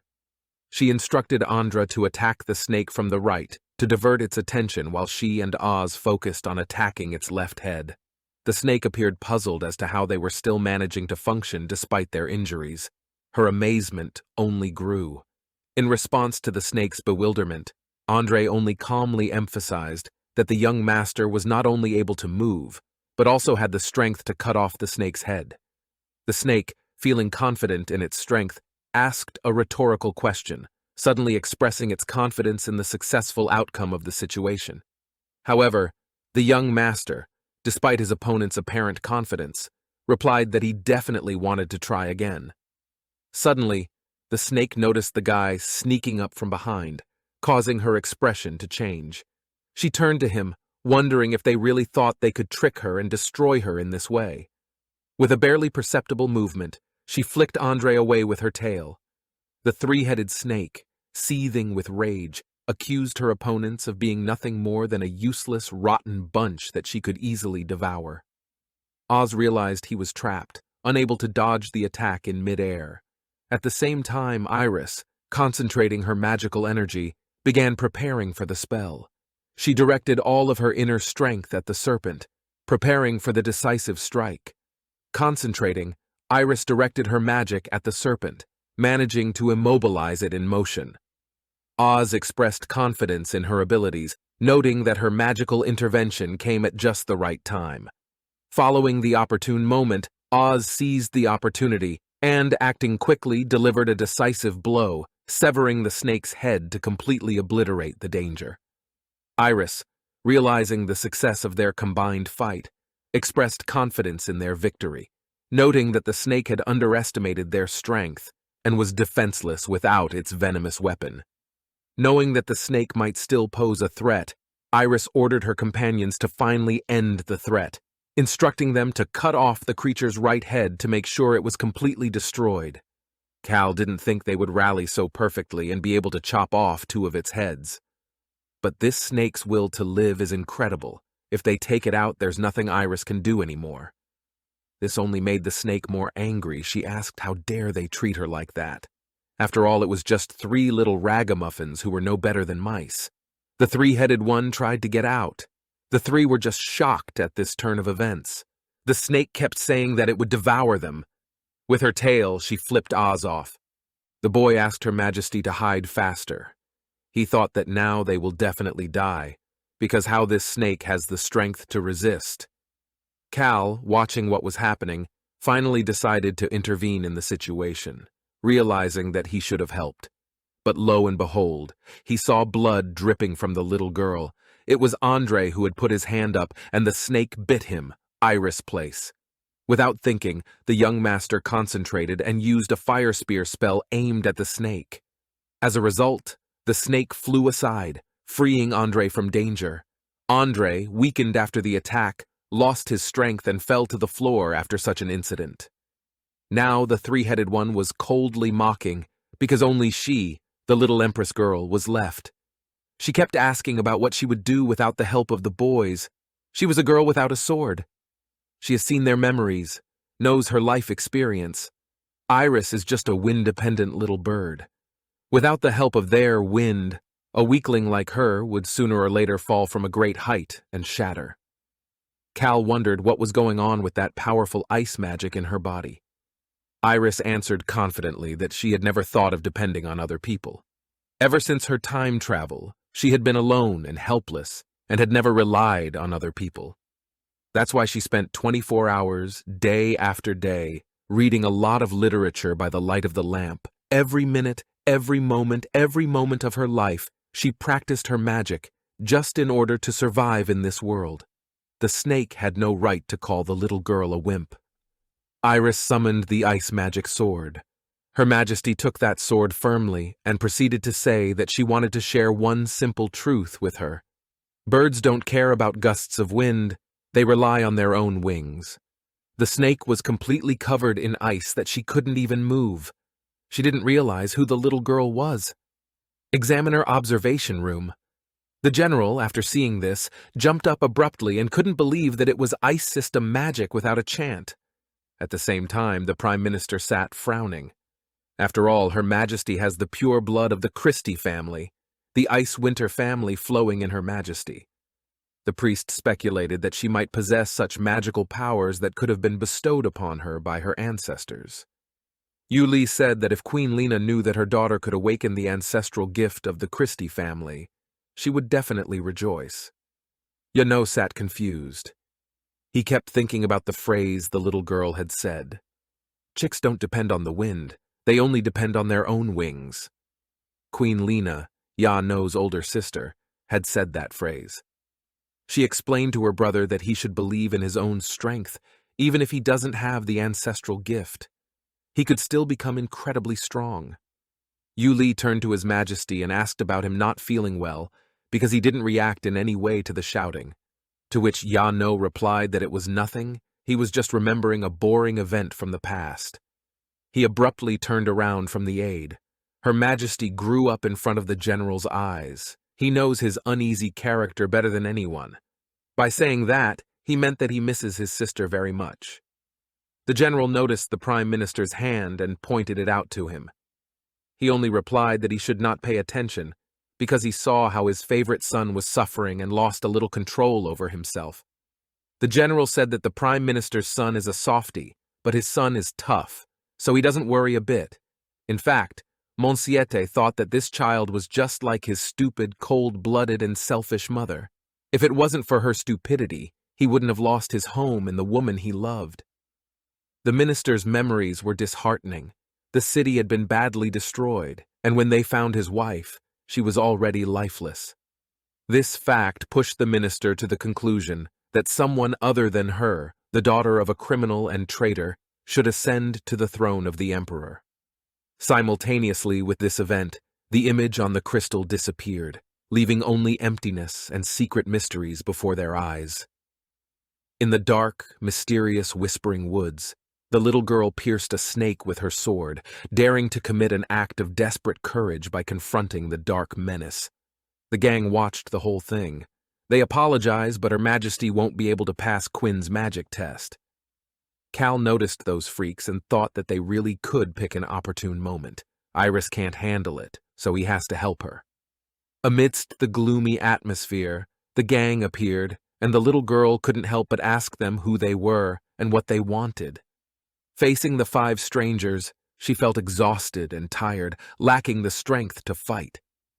In a moment of desperation, Iris remembered her ability to call upon the tracking crystal for help and began to look around for its support. The gang leader, not tolerating unnecessary talk, asked her what she was doing and, grabbing the crystal in his hand, simply crushed it, showing his ruthlessness. He then asked her to calm down, explaining that they didn't want her life and that it was important to them that she get a good night's sleep and not think about what was going on, assuring her that everything would work out and she shouldn't resist.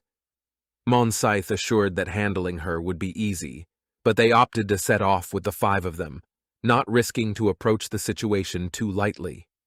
Suddenly magic erupted and everyone present was puzzled, not realizing exactly who had caused the phenomenon. Out of his last strength, Oz decided to assist Her Majesty, begging her to run away while he himself stayed behind to help deal with the threat that had arisen. The head of the gang simply stunned the guy, after which he ordered those to follow a pre-designed plan of action. The Prime Minister kept his plan a secret, not sharing it even with the young master, which could lead to serious problems for both parties. Realizing that her time was running out, the little girl tried to avoid running into trouble, but she was only 1 point away from completing her exam. Suddenly, losing her balance due to an unnoticed rock beneath her feet, Iris fell unsuccessfully, feeling pain and frustration overwhelm her. Realizing that the fate of her mighty efforts for 4 years might be in jeopardy, she found herself in a position of powerlessness, under the watchful eye of the gang that towered over her. Suddenly, someone's hand covered her eyes, and Iris felt a thrill of excitement sweep over her. The head of the gang expressed surprise, asking where this person had suddenly appeared from, since there shouldn't have been anyone else in their vicinity. It then became clear to them that the high priest stood before them. Cal warned to remain silent, which emphasized the seriousness of the situation. The guy used his golden magic system, demonstrating his skill and capabilities. The gang's swords were pointed at Cal, who, with a raised hand, was able to move them towards his opponents. He turned to the gangsters, wondering what they wanted back or how they intended to resolve the situation. At the threat of the swords, the gang members began to flee, but they were destined to face the extremity of their journey quite soon. A flash of memory flashed through Iris's mind as she suddenly recalled the man's voice. The same voice that had helped her during her fight with the snake. The snake had come to life, responding to her presence while hearing the scent of her blood. In response, Iris spoke words of thanks with a touch of sarcasm, signifying that his help was not entirely welcome. Cal replied that he had not come to her to help. One move, and he'd slashed the serpent. Iris then offered to let go of his hand. Cal wondered why he should not seize the moment and offer her a pact whereby she would give him the cleansing heart. The little one asked that he was the same black kitty, for his scent, and that Kitty's hap was the same, and his body temperature was the same. She thanked him anyway, whoever he was. The crystal that had been watching reappeared. Cal realized that it was useless to make a contract there, and it was still better to return to the silly Empress later. He took his hand away and simply disappeared. The little girl was left alone. She inquired as to where he was. A voice announced that they were congratulating the 3 examiners. They had defeated the 3-headed magical serpent. The first task had been completed successfully.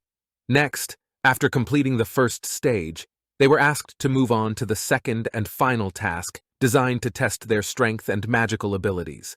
This transition required careful preparation, which caused Iris some concern. Iris only now realized that she was facing yet another test that she would have to deal with. Excitement stirred in her heart, mixed with a sense of determination and growing anxiety at the challenge ahead. The ground beneath her feet began to disintegrate, as if opening a path to the abyss, and the little girl felt space disappear beneath her feet, as if swallowing her into its embrace. This strange and mystical experience gave her inner state mixed feelings of amazement and anxiety. Gradually coming to her senses after this strange experience, the little girl found herself in a room designed for testing magic. There was an atmosphere of mystery and expectation all around, and she realized that the beginning of the second task had already arrived. Confused, Iris felt disoriented, not quite realizing her location after falling into the pit and losing consciousness. She realized that her headband was in place, in perfect condition as before. She was curious to know what kind of healing it was, that all the wounds were gone. No fatigue either. The voice informed her that the second task was the barbed shackles. This puzzled her. Her Majesty didn't understand why she hadn't read about it in books. Meanwhile, in the hall, the observation of the examiners. Yuli reported that the image had returned. The Prince Regent wondered why the image was disappearing. Was it really someone's cunning plan? Monsieur didn't understand how it was. If his plan had failed, the little Empress was still able to continue participating in the test. Simon furiously reported that the second task was black magic. Letting a child come face to face with black magic is too dangerous. But as if to cut off the teacher's indignation, he explained that there was nothing life-threatening on Quinn's test, so he should sit back down. The minister decided that he could only hope that the Empress herself would not be able to pass the second task. And the general didn't understand where the black magic came from. This time, the test is really too difficult. In the magic testing room, Iris was told that she should pay attention to the fact that this testing arena was in the real world. It was different from the previous illusion arena, so she should be well prepared. Iris realized that the past task was an illusion because she didn't have a scratch on her. Usually the test always goes for the easy tasks and then the hard ones, so this task is unlikely to be better than the task with the three-headed serpent. She really doesn't know Oz, Andre, and that other Mr. Black Seal. Are they still there or not? Branches with sharp pincers began to emerge from the darkness, surrounding the little girl who couldn't figure out what these strange formations were. The branches tightly wrapped around her legs, leaving deep scratches on her skin, from which roses would later grow, bringing her more pain and discomfort.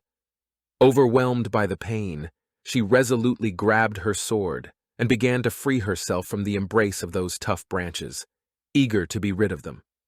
Despite the fact that there was no mention of such a phenomenon in her books, the little girl set to work, determined to simply destroy these thorny obstacles with the flame of her sword.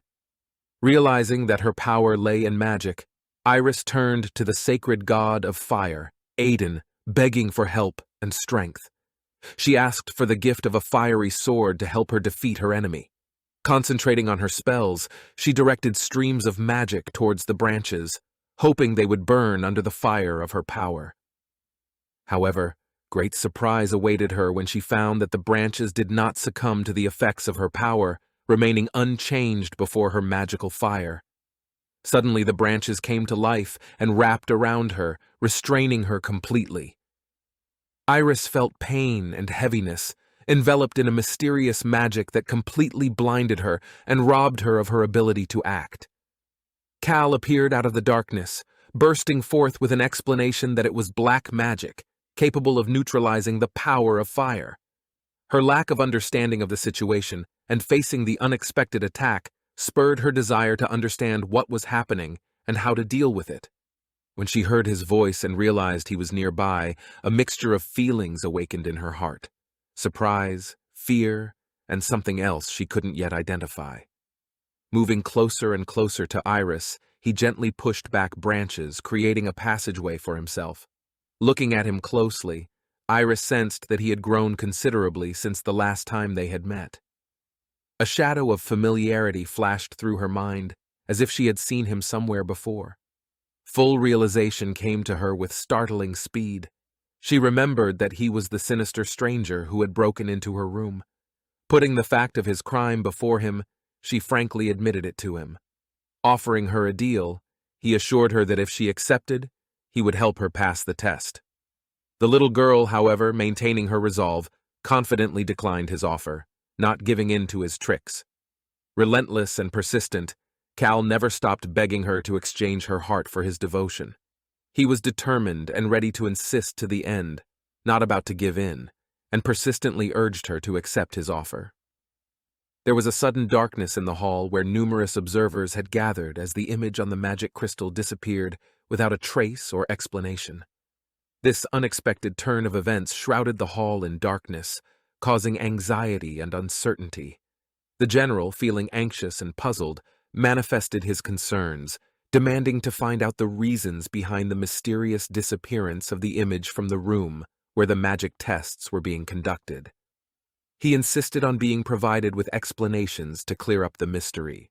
Prince Ya No, despite possible explanations about technical malfunctions, concluded that it could be part of an insidious plot conceived by some of his enemies. His determination to look into the matter only grew stronger, prompting him to act quickly and decisively. He instructed his aide Yu Li to send his men to thoroughly investigate the situation, with the intention of finding out and eliminating the reasons for this mysterious disappearance of the image. The minister, who had not previously assumed that there were people who wished to harm the young empress, began to doubt his notions. If even his own son was caught up in this, he had no intention of forgiving those behind the incident. General Suis, as he watched the events unfold, noticed that Monsite also appeared confused, realizing what was happening, and it seemed that it was not his handiwork. The thought of possible interference from the Church of Dark Magic slipped into his musings. The exam task related to dark magic and created by Yano seemed to be under his complete control, which caused General Suis to wonder. He wondered how the human intrusion incident could have taken place, and whether that human was under the protection of the Dark Magic Church. Watching his lord's every movement, General Suis wondered if he should be concerned about Her Majesty's condition, or if there were any other dangers that threatened the Empire. The tension in the room where the magic tests were being held could be felt everywhere. In this tense atmosphere, Cal, who had suddenly interrupted the silence, turned to the little girl, wanting to know if she had accepted his proposal and if she had any decision to make about it. Cal's question as to whether the little girl had thought over his proposal was answered in the negative. She recognized that she was in no position to trust an obscure and potentially dangerous man. The rejection Cal received was crushing and unexpected, leaving him bitterly disappointed and feeling helpless. He felt stunned to realize that his offer had been ruthlessly rejected, and at that moment his heart filled with bitterness and resentment. Suddenly there was the sound of quick footsteps, and Cal was alarmed to realize that someone was approaching them with unusual haste. He warned that it seemed their conversation might be interrupted or moved elsewhere, emphasizing the suddenness and uncertainty of the current situation. Raising his hand and pointing his finger directly at her, Cal drew her attention to his words, drawing attention to her heart. He explained that the magical power of dark magic has a fear of the purity of the heart. It is where its true power comes from, emphasizing the importance of this inner source of power. By offering this unusual method to his queen, he hoped that she would find the courage and determination to tap into this incredible power that resided within her heart and was waiting to be manifested. Surprised by the unexpected turn of events, Iris watched him walk away confidently. Having decided to experiment, she realized that she had to act now, trusting in her own strength and confidence. The power of her heart proved to be far more powerful than she could have imagined. As she put her proposed method into action, a bright light began to slowly but surely fill the room, epitomizing the purity and power of her heart force. The aides were already standing under the doors, all talking about how as soon as they entered, Her Majesty's magic test would be cancelled. But here, if anything happened to Her Majesty, they should help.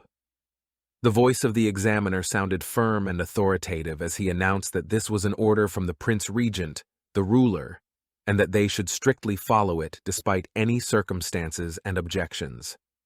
This unexpected news meant that regardless of all the candidates' efforts and accomplishments, their results could be cancelled if she disobeyed the order. The assistant examiners, though feeling helpless in the face of such a command, were forced to comply with their duties, having no other choice. However, before deciding to finally open the door, a bright light had already begun to burst out from that room, which instantly attracted the attention of everyone present. This light was so dazzling and piercing that its rays penetrated through the crack of the door, illuminating the surrounding space. The magical energy emanating from the room was so powerful that even through the tight slit of the door, it created a dazzling glow that illuminated the entire surroundings, filling it with sparkling rays of light. The little girl floated in the dark void, surrounded by shimmering traces of dark magic that gradually dissipated under her influence. Her mind focused, she was ready for further action. Turning to the Supreme Lord of Light, Iris asked for additional power to be granted to her novice. Let the pure, divine light turn into flowers, symbolizing her inner strength and light goodness. Slowly but surely, she began to create this divine flower, its petals and stem penetrating the darkness, directing its light into the very depths of evil to destroy it. Suddenly, the doors of the room swung open abruptly, shattering the moment of silence and controlled atmosphere, and a wave of excitement and surprise rushed into the room, disrupting the carefully maintained order. There was a bright atmosphere in the room, filled with light and an energy of anticipation that only intensified with the appearance of the examiner and his assistants, emphasizing the importance of the moment and the tension in the air. The little girl, remaining calm, politely greeted the newcomers, showing her professional training and confidence. Her greeting was followed by the announcement of Iris Yi Tai-no's high score in the magic test, which added to the emotional intensity in the room. An unexpected episode suddenly occurred in the observation room as Simon abruptly jumped up from his seat, stunned and shocked by this unexpected news, barely believing what had happened, which emphasized the importance and significance of Iris's achievement. The teachers and examiners surrounding Iris confirmed her success, stating that Her Majesty had passed the test with flying colors and deserved the highest grade possible. This announcement led to joyous comments and congratulations from all sides. At that moment, Iris realized that her efforts had been rewarded, and she felt proud of her achievement, as well as grateful to her mentors for their support and training. The priest thought that the decision for the highest grade was still exaggerated, but for her display of talent, strength, and character, Her Majesty fully deserved the praise. It was at this point that Cal appeared in the hall. He addressed the teacher, to which the priest replied that he had missed the spectacular scene of Her Majesty breaking free from the thorny shackles and dispelling the dark magic. Cal expressed his surprise and wondered if such a thing had actually happened. He regretted missing such an event, which appeared to be appreciated, especially in the context of the acting. The priest confirmed that the pure magic Iris had demonstrated was a rare occurrence, much to the surprise and admiration of the audience. Monsite pondered the second test, noticing that the image of the tracking crystal was steadily disappearing, and he began to suspect that it was part of Yano's sinister plan. Now he wondered how long he would be able to protect Iris. Yano announced that it was time to return to the palace, much to the surprise of Yu Li, who wondered why he wasn't going to wait for Quinn's test to be completed. To this, he replied that he had more important matters that required his attention. As they approached the gate leading to the testing hall, the examiner suddenly announced that Her Majesty had come first in the magic test. Iris, stunned by such news, couldn't believe her ears and decided that he was probably just joking. Doubts were swirling in her mind. Who was this guy really? Her first encounter with him had been filled with hostility, and now he was offering his help. This strange turn of events only added to the mystery of the situation. Walking through the gate, Iris noticed that she was the only person who had gone inside. Why hadn't the others come in yet? That question occupied her mind as she stepped forward.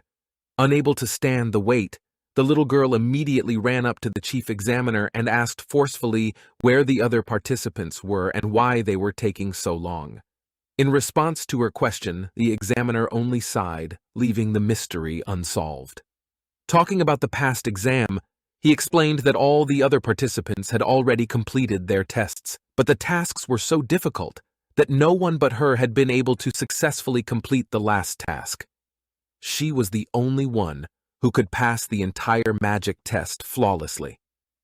After receiving instructions from the chief examiner, she was sent to await her results in the main hall. Realizing the importance of the moment, the little girl said goodbye to everyone present, feeling a slight excitement as she waited for the results. In the main hall, the center of attention and expectation, an atmosphere of tense anticipation unfolded. All eyes were on her, while Oz and Andre, without betraying their emotions, watched her from the sidelines, showing secret attention. Everyone started discussing that only Her Majesty was able to pass the magic test. Some replied that it was a lie because they didn't know what had happened on that last magical task and how she had passed it. All around, everyone kept talking that she couldn't have fooled everyone, that this time Quinn's test wasn't to put on a show for the little empress. The little girl thought that guys were showing unnecessary confidence, which made her perplexed.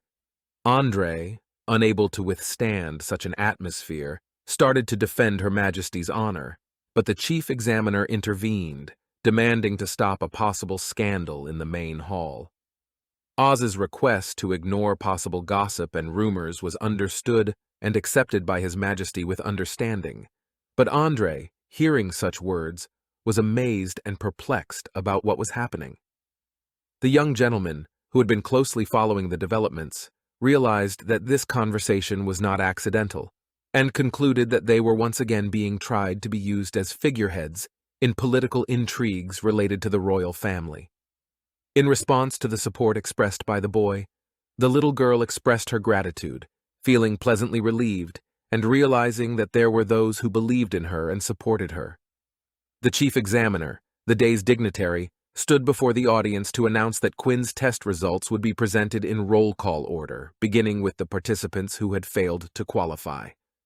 Laying out the list of participants in front of him, he proceeded to read out the names of those who were unable to overcome the barriers of the test, then proceeded to announce the 14 lucky ones who were successful in passing the test. As he approached the last available spot on the list, the tension in the room grew, and all those awaiting the results, including the 3 main candidates, tensed to the max, watching carefully for each name that was spoken. Eventually, when the announcement that the first place went to Iris Yide No was announced, a joyous excitement swept over her soul, and the sound of applause and cheers resounded throughout the hall. She found herself in a state of shock at her unexpected success, not believing that it was even possible. She was stunned and could not comprehend how she had managed to achieve such a result. On was happy to be the first. It was unbelievable. At the very beginning, she hadn't answered all 60 exam questions. Even if she got the highest score in the magic test, the first place couldn't be hers. An uproar rose up among the crowd. How is it that a 5-year-old child got the first place in Quinn's test, and how could this even be possible? The chief examiner explained that there were 7 sections in the written part of the exam, giving a maximum score of 70, and Iris scored 60. Despite her problems with the fencing part, her outstanding result in the magic test earned her 120 points, which was a record score in the last 100 years. This score was considered the best in the history of Quinn's test, which caused quite a bit of surprise. Iris was amazed at how highly her magical abilities were praised, considering that she felt as if her scores in the written part were insufficient for such an exceptional result. However, instead of disappointment, a sense of pride and confidence in her own abilities was sparked in her heart. She realized that even though it was difficult, she had met the challenge and displayed outstanding ability. Oz, who admired Iris's success, could not hide his admiration and expressed his confidence that Her Majesty truly deserved praise for her achievements. The young magister was amazed at the confidence and power shown by Her Majesty, not even realizing that she possessed such incredible abilities. His age and experience didn't even allow him to speculate about her unique capabilities. Suddenly, the voice of a guy from the crowd sounded, expressing disagreement with something. This sound was like a jerk out of the crowd of normal conversations, drawing the attention of everyone present. Everyone gathered realized that this was the same guy who had won second place in the competition. At first glance, he seemed like an ordinary commoner, not standing out among the crowd in any way. Everyone was surprised how he dared to object. Now he really stood out. It was going to be a real spectacle now. Joshua Clinton approached the chief examiner with determination, arguing that the Quinn test was a sacred examination designed by the three great sages, and there should be no room for ingratiation to the imperial family or abuse of power. He insisted that after more than a decade of preparation, he could not lose to a 5-year-old child, and suspected that the meddling of a worthless aristocracy seeking to upset the balance of power was behind it. The chief examiner, reserved and cold, expressed a word of caution to the lad, emphasizing that the reputation of the Quinn test had remained unblemished for hundreds of years, and suggested that he be careful about making remarks that might undermine that credibility. In response to Joshua's protest, the guards were called to lead him away, demonstrating a tough and unyielding attitude toward troublemakers. Joshua was screaming about how a 5-year-old couldn't turn him in. Even though she was a genius, she couldn't get top marks, and they were just a bunch of fucking aristocrats, unscrupulous. They couldn't believe that one dared to say that. An ordinary commoner dared to say such a thing. He's definitely suicidal. Iris asked Joshua if he had read Nietzsche's Will to Power by Nietzsche. She liked one phrase from chapter 17. The highest point of human mental deception is when someone, according to his personal preconceptions of his own goodness, wisdom, power, and importance, considers himself independent and the beginning of everything. Joshua was numb, and Oz and Andre were shocked. Her Majesty went on to say that the theory of the nature of things was a little difficult to understand, but there was one phrase in there that made her think deeply. You must be able to follow the trail of your thoughts like a hunting dog, carefully walking the winding path, following the mystery, pulling the truth out. She asked him what his favorite phrase was, because maybe they should reflect on it. Iris expressed doubts about her training in magic, and expressed her willingness to accept any advice that someone else might give her. Those present at the meeting were amazed at the little girl's unique abilities. She appeared to be able to control 8 basic magical elements simultaneously. This caused utter bewilderment among those gathered who couldn't understand how such a thing was possible, considering that she had just started learning magic. Joshua, excited by this phenomenon, admitted that he did not feel capable of teaching her, given the uniqueness of her abilities and the unfamiliarity of the situation. Iris, for her part, showing attention to every detail, signaled to the chief examiner that all aspects of testing and control were ready to be completed, demonstrating her determination and readiness for the next phase of testing. Inspired by her incredible abilities, Andre felt a rise in energy, while Oz, normally stoic and cold-blooded, was numbed by Her Majesty's ability to shut the mouths of those who doubted her abilities with just 3 phrases. The chief examiner said that since this misunderstanding had been resolved, he would not investigate further. He simply believes that she is the strongest child, but looking at her behavior, it is impossible to believe that she is only 5. The news of Queen Iris's victory in the Quinn test, achieved through her own efforts and magical talent, quickly spread to every corner of the state, causing a wave of emotion and hope for the rebirth of the I-10 Empire. A sense of deep trust in the young empress swept over the entire population, and hope for a bright future and the awakening of a new era under her leadership resounded in their hearts. Her Majesty, Grand Empress Iris, took first place in the prestigious Quinn test, confirming her outstanding magical power and unrivaled talent, which drew even more respect and admiration from her subjects. At the same time, as screams of terror and fear echoed through the streets, under the backdrop of buildings blazing with flames, people fled in terror as they faced the monster that inexorably carried its terrible threat. The girl whose actions caused this chaos found herself utterly bewildered, not understanding who this monster was and why everyone was turning to her with such an accusation. The little girl, stunned and frightened, fell to the ground, praying that she would not be touched. At that moment, the priest suddenly appeared, stepping out of the shadows like some sort of protector in a world of chaos. In Iris's room, where a sense of security hovered. The maid Mei Li was carefully tidying her mistress's hair, expressing her admiration and stating that Iris was an extremely impressive person, something she never missed a chance to emphasize. Iris expressed her intention to slap Yano so that he would realize that she was not a weakling at all, though the maid begged her not to run away, urging her to stay and not take any chances.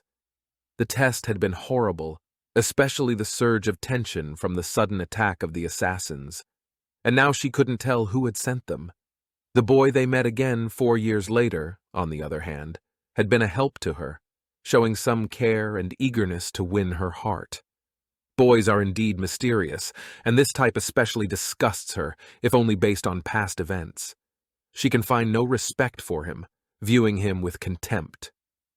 May reported that she had heard that the priest had recently returned with some girl he had adopted. The little girl immediately began asking questions about what she was like, that girl. She waited impatiently for an answer, for there would finally be a girl about her age in this palace. The maid explained that this girl was a bit strange. She had horns on her head, and she had also heard the officials say that if the priest didn't return in time, his child would destroy the entire city, filling Iris with dread and worry. Iris was sweating, feeling a rush of fear and anxiety at the unexpected threat that seemed to have suddenly appeared in front of her. A fire of anxiety flared in her heart as she realized she was facing something unpredictable and dangerous. She wondered if the priest had no problem bringing such a dangerous creature into the palace, noticing the discrepancy between the threat and the ease with which the girl appeared in the palace. She couldn't help but wonder about the true nature of the incident, wondering how such an unfamiliar creature could have gotten inside the palace's much-protected walls. With a knock on the door, Yu Li entered and conveyed to Iris that Her Majesty Ya No wished to see her in her study, emphasizing the importance of meeting the Empress and causing her to feel a sense of obligation and responsibility.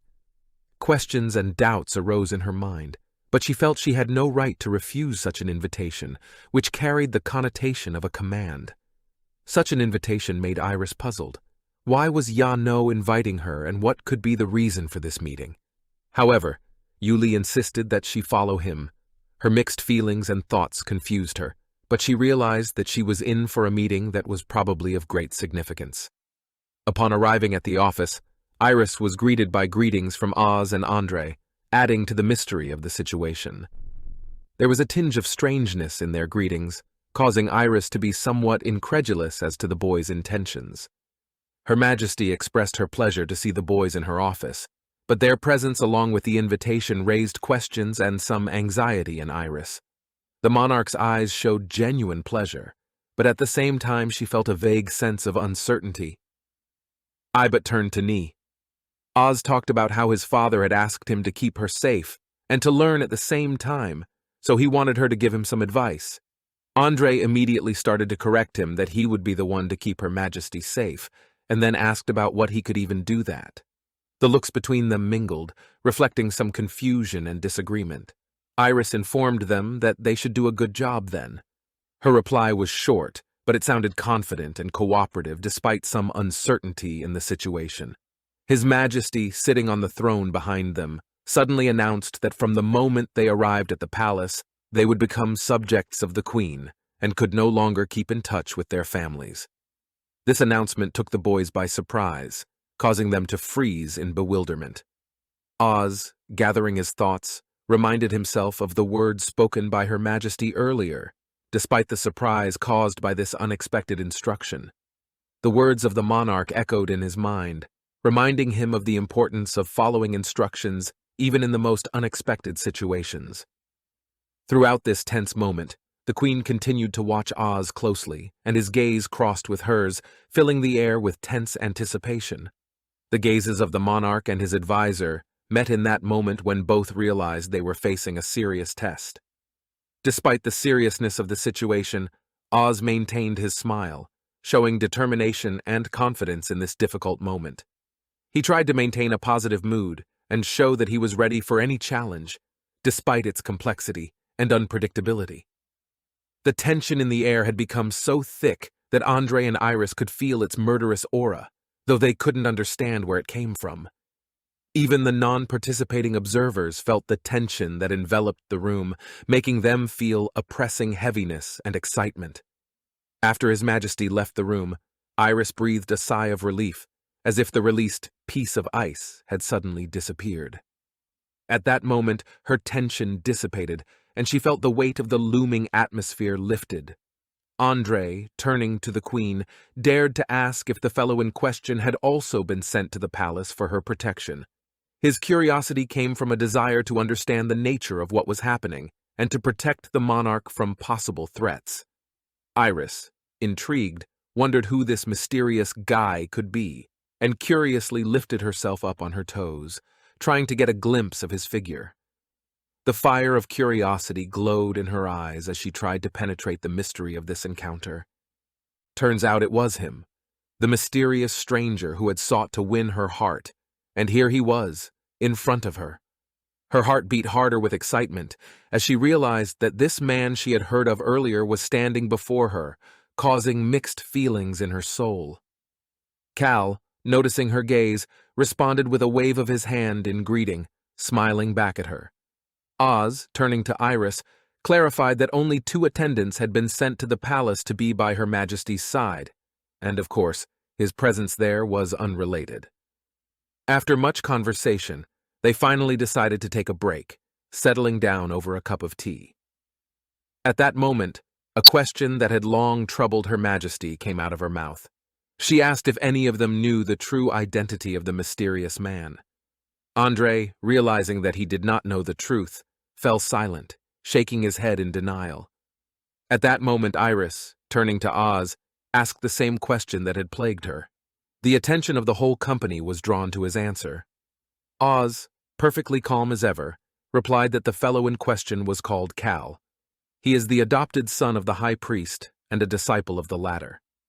Adding a bit of mystery in his tone, Oz mentioned that rumors say that he has strong magical abilities. Andre, not hiding his surprise, gazed at Oz with incredible curiosity. He found it hard to understand how Oz was able to find all this information. Iris wondered if it would be too dangerous for her, since the priest lived in the palace, which meant that Cal did too. There was a knock on the door. The assistants came in, carrying large stacks of papers. They informed her that Prince Ya-No had said that she would handle all official documents from now on. She couldn't believe that much. Once the servants put those stacks of paper on the table, they explained that His Majesty had said that such a pile of documents was no problem for the person who took first place in Quinn's test. First place almost broke her heart. Iris was curious that they had sent her to Quinn's test to do the robot for them afterward. The 3 of them stood surrounded by tall stacks of paper that seemed inordinately huge. The servants who had re-entered the room reported that everyone had left, and now they were left alone with heavy thoughts. Oz, looking at his majestic mother, asked her about her condition, seeing that she simply could not hold back her tears, and this indifference to her suffering tore at his heart. The little girl was simply sobbing, as if from all the accumulated tension that had haunted her lately.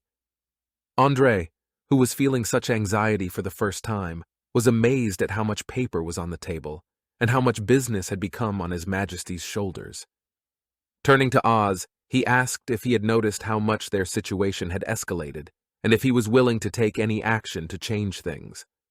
Iris, raising her head from the table on which she had lowered it in despair, quietly assured everyone that she was fine, though their concern for her welfare was obvious.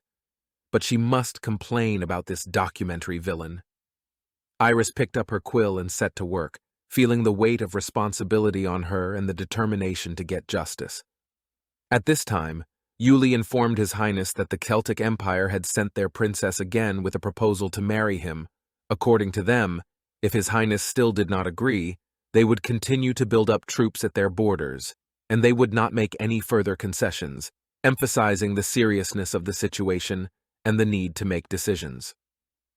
On the wall opposite the sofa where Ya-No was, a painting of Empress Lena hung on the wall, reminding them of past times and the greatness of the dynasty.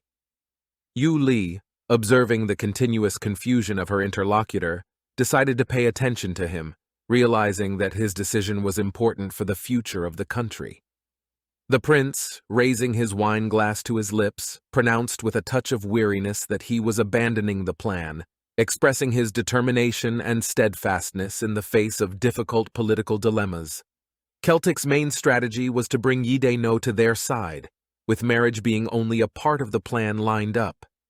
Maintaining the role of inattentive and indifferent, the prince inquired interestedly if there was any other important information. Yuli did her best to pass on information that could prove to be key to the current situation. She mentioned that Her Majesty's 6th birthday was coming up soon, and the officials were wondering about the preparations for the event. Under the tense silence in the hall, the sound of a cracked glass in the prince's hands was crushed. His cold gaze pierced the aide. The latter realized that it was best not to ask the question about the details. Yuli stayed by the portrait of the Empress and kept thinking that the birthday of Her Majesty was also the day of Queen Lena's death.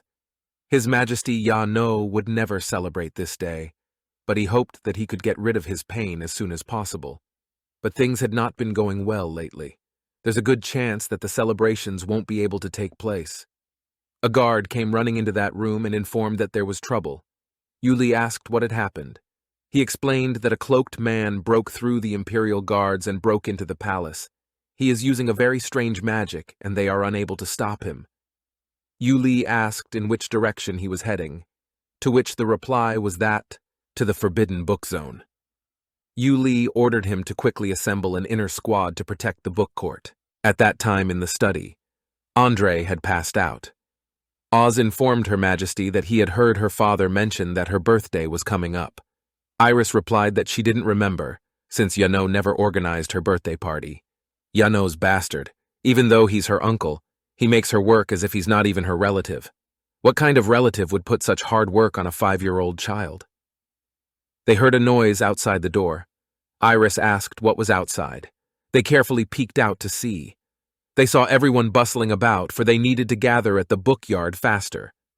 Iris didn't understand what had happened yet. There was an explosion outside. Andre woke up from it. He immediately told her that he would protect her, so she should stand back. The little girl pointed the boys toward the fire. She didn't understand why anyone would attack the bookyard. She informed the boys that they would go there too to scout the situation. Iris thought her water magic might help. Her Majesty asked that they keep up too, since they were going to help put out the fire. Andre asked her to wait. Ya-no came out and ordered them to stop. The guards stopped the children too. Iris turned and looked towards her uncle. He informed her that she must not leave the office for 3 days, meaning she must humbly wait for his order. The past monarchs of the state of Yide-no had been destroyed by black magic, though the causes of their deaths had not been discovered, but just in case, he could not allow her to go near dark magic. The guards reported that they will escort Her Majesty back. Ya-no and Yuli left in a hurry. He's pissing her off. Andre asked about whether she would go. The guard said that he was completely convinced that it was a futile endeavor. The young empress only occupies the throne as an ornament. He didn't think Ya-no would have a problem taking her place, because it was unlikely she would last long. His partner asked him to be quiet, because the young empress can hear everything. In the study. Iris was just furious. She was mad as hell, because how dare her uncle? He didn't take her seriously at all. How cruel and cold-blooded, and he still calls himself her uncle or what. But he sees her as nothing. But he's watching her so closely, and there's nothing he can do. She decided it was worth it to figure out a way to break free of his control. Oz poured tea and told her that the library was a forbidden place in the palace. It was closed off from all visitors to the palace to protect important documents from a possible fire. His Highness did it for her sake as well. He went on to say that he had heard from his father that the library hall was now guarded by the High Priest, who would not allow anyone to go near the archives. Apparently something really important was kept that way. Oz asked about the fact that she didn't know about it, to which Iris replied that no one had told her about it. The secrets of the royal palace. She didn't realize that Murfiano didn't let her in there, so she wouldn't find out about anything. Andre joined the conversation and explained that he could help her with the guards if Her Majesty wanted to walk there. He's very reliable. Oz replied that this was unacceptable. If His Majesty found out, the young Empress would be punished. The servants arrived in the room again and brought more documents. They explained that His Majesty had said that she looked very relaxed, so he decided to give her a little more trouble by sending these documents for processing. There was just a huge mountain. She didn't realize, isn't that called child abuse, isn't she right? They decided they needed to put the paperwork on the table first. While one of them distracted the children a bit, the other one put a very strange book down. The one who put the book was not expected from Yano, because it turns out that he does not allow the young Empress to enter the library for fear of the influence of dark magic on her mind. It's a shame he sent her a forbidden book on dark magic after all. The royal family is a symbol of light and peace for the people of the Yide No Empire, a symbol of hope and spiritual support in the hearts of the people. If you learn more about the history of the empire, you will find that the rulers of the empire had less talent in the past. When studying dark magic, they were unable to resist erosion, but the current generation is a different matter. The young Empress is a very capable girl, getting the best marks in tests, so for her to learn dark magic won't be a problem. When blackness consumes her mind, the imperial family will be overthrown, and people's faith in their holiness will fade away, and then everything in this country will become the property of their church. The day will come when the church will regain its former greatness. That's what the man thought. The little girl was already on her way to the papers to burn them. Oz immediately asked her to calm down. She asked not to stop her. But except Andre shared her wish, he didn't mind getting rid of them himself. There was an annoying aura coming from the book, the library building. I asked Mr. Hyde how the situation was. He greeted His Majesty and explained that only the forest in front of the library had burned down. The book pavilion itself had not been damaged, but someone had stolen a forbidden book from the pavilion during the fire. It's a book on forbidden dark magic. Iris said goodbye to the boys. After returning to the table, she turned her attention to a book called Dark Abyss. Intrigued, she picked it up but was confused. Hadn't she just seen this book on another table? This work was completely unfamiliar to her, and even the title seemed strange to her. She couldn't understand how she could have missed such a volume. Iris slowly opened the pages, the confusion never leaving her. As soon as she started reading, it was as if an ominous aura buzzed around her. A similar feeling, as if something unusual was happening, enveloped her. Everything around her began to look like it was being subjected to a strange influence. Thinking about the strange book, Iris realized what she had read about the Star Palace. Everyone in the kingdom was engulfed by an incomprehensible energy, and no one could understand what was happening. An invisible force, as if from a dark abyss, was spreading its influence, and it was only worth opening the book to become part of this mysterious story. A girl taken into the care of a priest named Joanna suddenly claimed a strange odor filling the air. Rushing to the windows, she had already reached out her hand to the glass. At the first touch, however, she was thrown back as if by the force of an invisible hand. Stunned, Joanna realized that something inexplicable and frightening had happened.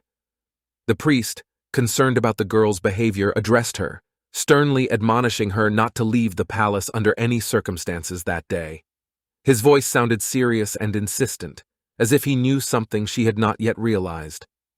In Her Majesty's study, Joanna felt a flow of strange energies, as if the air was filled with magical spells. It all looked to her like a mystery to be solved, and she felt that her participation in the mystery would be inevitable. The little girl continued to devour the contents of the book, stubbornly looking at the pages. What she was reading was completely new to her, not found in her previous textbooks. Even so, her interest in what was happening only grew, and she was eager to find out what would happen next. Suddenly, a woman who looked very much like Queen Lin appeared in front of her. With a request to stop, she interrupted Iris in her reading. The little girl looked at her in bewilderment, seeing this woman for the first time. At that instant, there was a noise that made even the queen herself tremble. Guards were rushing around the room looking for something or someone. The tension in the air became palpable, as if someone was seeking to block their path. The girl's headache was getting worse by the minute. She felt the book, like an engulfing vortex, begin to consume her thoughts and consciousness. The unbearable pressure in her head told her that if she didn't stop, her mind wouldn't be able to withstand the strain. The captain knocked on Her Majesty's door and informed her that the guards were looking for a criminal by order of His Royal Highness. For her safety, he asked him to excuse him, but he would be violating her personal boundaries. Iris replied that they could come in. He expressed his gratitude for her understanding and apologized again. While the others searched everything, the little girl inquired what happened to the culprit, and it was the same person who did the arson. His Royal Highness instructed him not to tell too much to Her Majesty, so he must be careful. The captain, on edge, asked the girl if she had come across any strange books, particularly those with the word dark in the title. The tension between them was palpable, but Iris smiled and replied that they hadn't seen anything like that.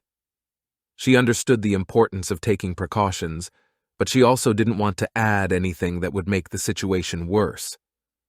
After a while, a subordinate approached him and reported that nothing unusual had been detected. The man nodded in response, and they moved on with their business. The captain apologized again for disturbing her rest, but it was time for them to leave. Seeing that she was fine, he was ready to return to his duties. As soon as the doors closed behind them, Iris took the book out of its hiding place. Got it, she thought. I warned against meddling in Shuge's affairs or prying into his sphere of influence, and now there's chaos in the palace because of this book. Determinedly, she concluded that the more knowledge she gained, the more power she would have in her hands. So she resolutely decided that she could not give this book to anyone for the time being. She must study it herself. In an ancient church, a man expressed alarm as he spoke of the chaos in the palace. There is madness all around, and no one can find peace. Freya Lisa asked him to leave it alone, claiming that the next night would be a great night to hold sacrifices in honor of their god, especially given the absence of the moon in the firmament. It was a special moment that required special worship. She thanked everyone for the devotion and care shown to her and her cause. Everything had been arranged so that nothing would disrupt their plans. The man carrying out her orders strictly ordered everyone to follow Lady Freya's instructions. No child should leave the place. Their safety and the success of the ceremony were top priorities. Other men brought a child who kept saying that his sister was a court maid. She was not the last person for the queen, that she would surely bring someone there to save him, for the queen would not leave it that way. A group of men announced that they had tracked down the boy who had escaped. They found him and struck. The chief laughed at his attempt to hope for help from the queen, who, in his opinion, was incapable of even defending herself. He then ordered the boy to shut up and disappear, ignoring his pleas and objections. The next morning, the scene shifts to Iris's bedroom in the palace, where the next action unfolds. Mei Li, sitting in front of the picture with her brother, couldn't hold back the tears that came to her eyes. However, she quickly wiped them away, reminding herself that in her position, one must not show emotion, especially in front of the queen. At that time, a maid entered Iris's room and informed her that breakfast was ready. She suggested that they both go wash up and have breakfast. At this time, the little girl, not wanting to draw attention to her actions, tried to secretly hide a book under her pillow. Iris complied, thanking the maid for her attention. Little did it seem that the maid suspected her of reading the forbidden book, for it was too dangerous for both of them. Suddenly, Iris noticed tears in May's eyes, and concerned, asked what was wrong and why she was crying. Trying to hide her anxiety, the maid smiled and replied that nothing much had happened, trying to reassure everyone of her calmness. The queen then ordered Mei Li to name the person who dared to mock her, promising to severely punish that person for his actions. Mei Li took a deep breath and told her that recently children had started disappearing outside the palace, including her little brother, who had vanished without a trace 5 days ago. The little girl asked why children were disappearing, and the sheriffs couldn't find any clues or even traces. This statement made the maid lower her head even more. The sheriffs are under the control of the generals. and they are all quite experienced at what they do, so they should have been able to solve this problem. But the lack of any results suggested that the kidnappers might not be such ordinary people.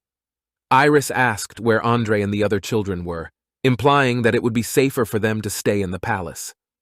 May explained that another boy had already disappeared that day, so it was decided not to let the children go out alone until the disappearances were resolved. After thinking about the situation, the queen thought about how she could get out of the palace and talk to Andre. She realized that it would require cunning and careful planning. Turning to May, she asked for help in washing her clothes, as it was very hot outside and she would prefer to wear something light and comfortable. Once the clothes were prepared, Iris stepped outside and began to explore the palace walls.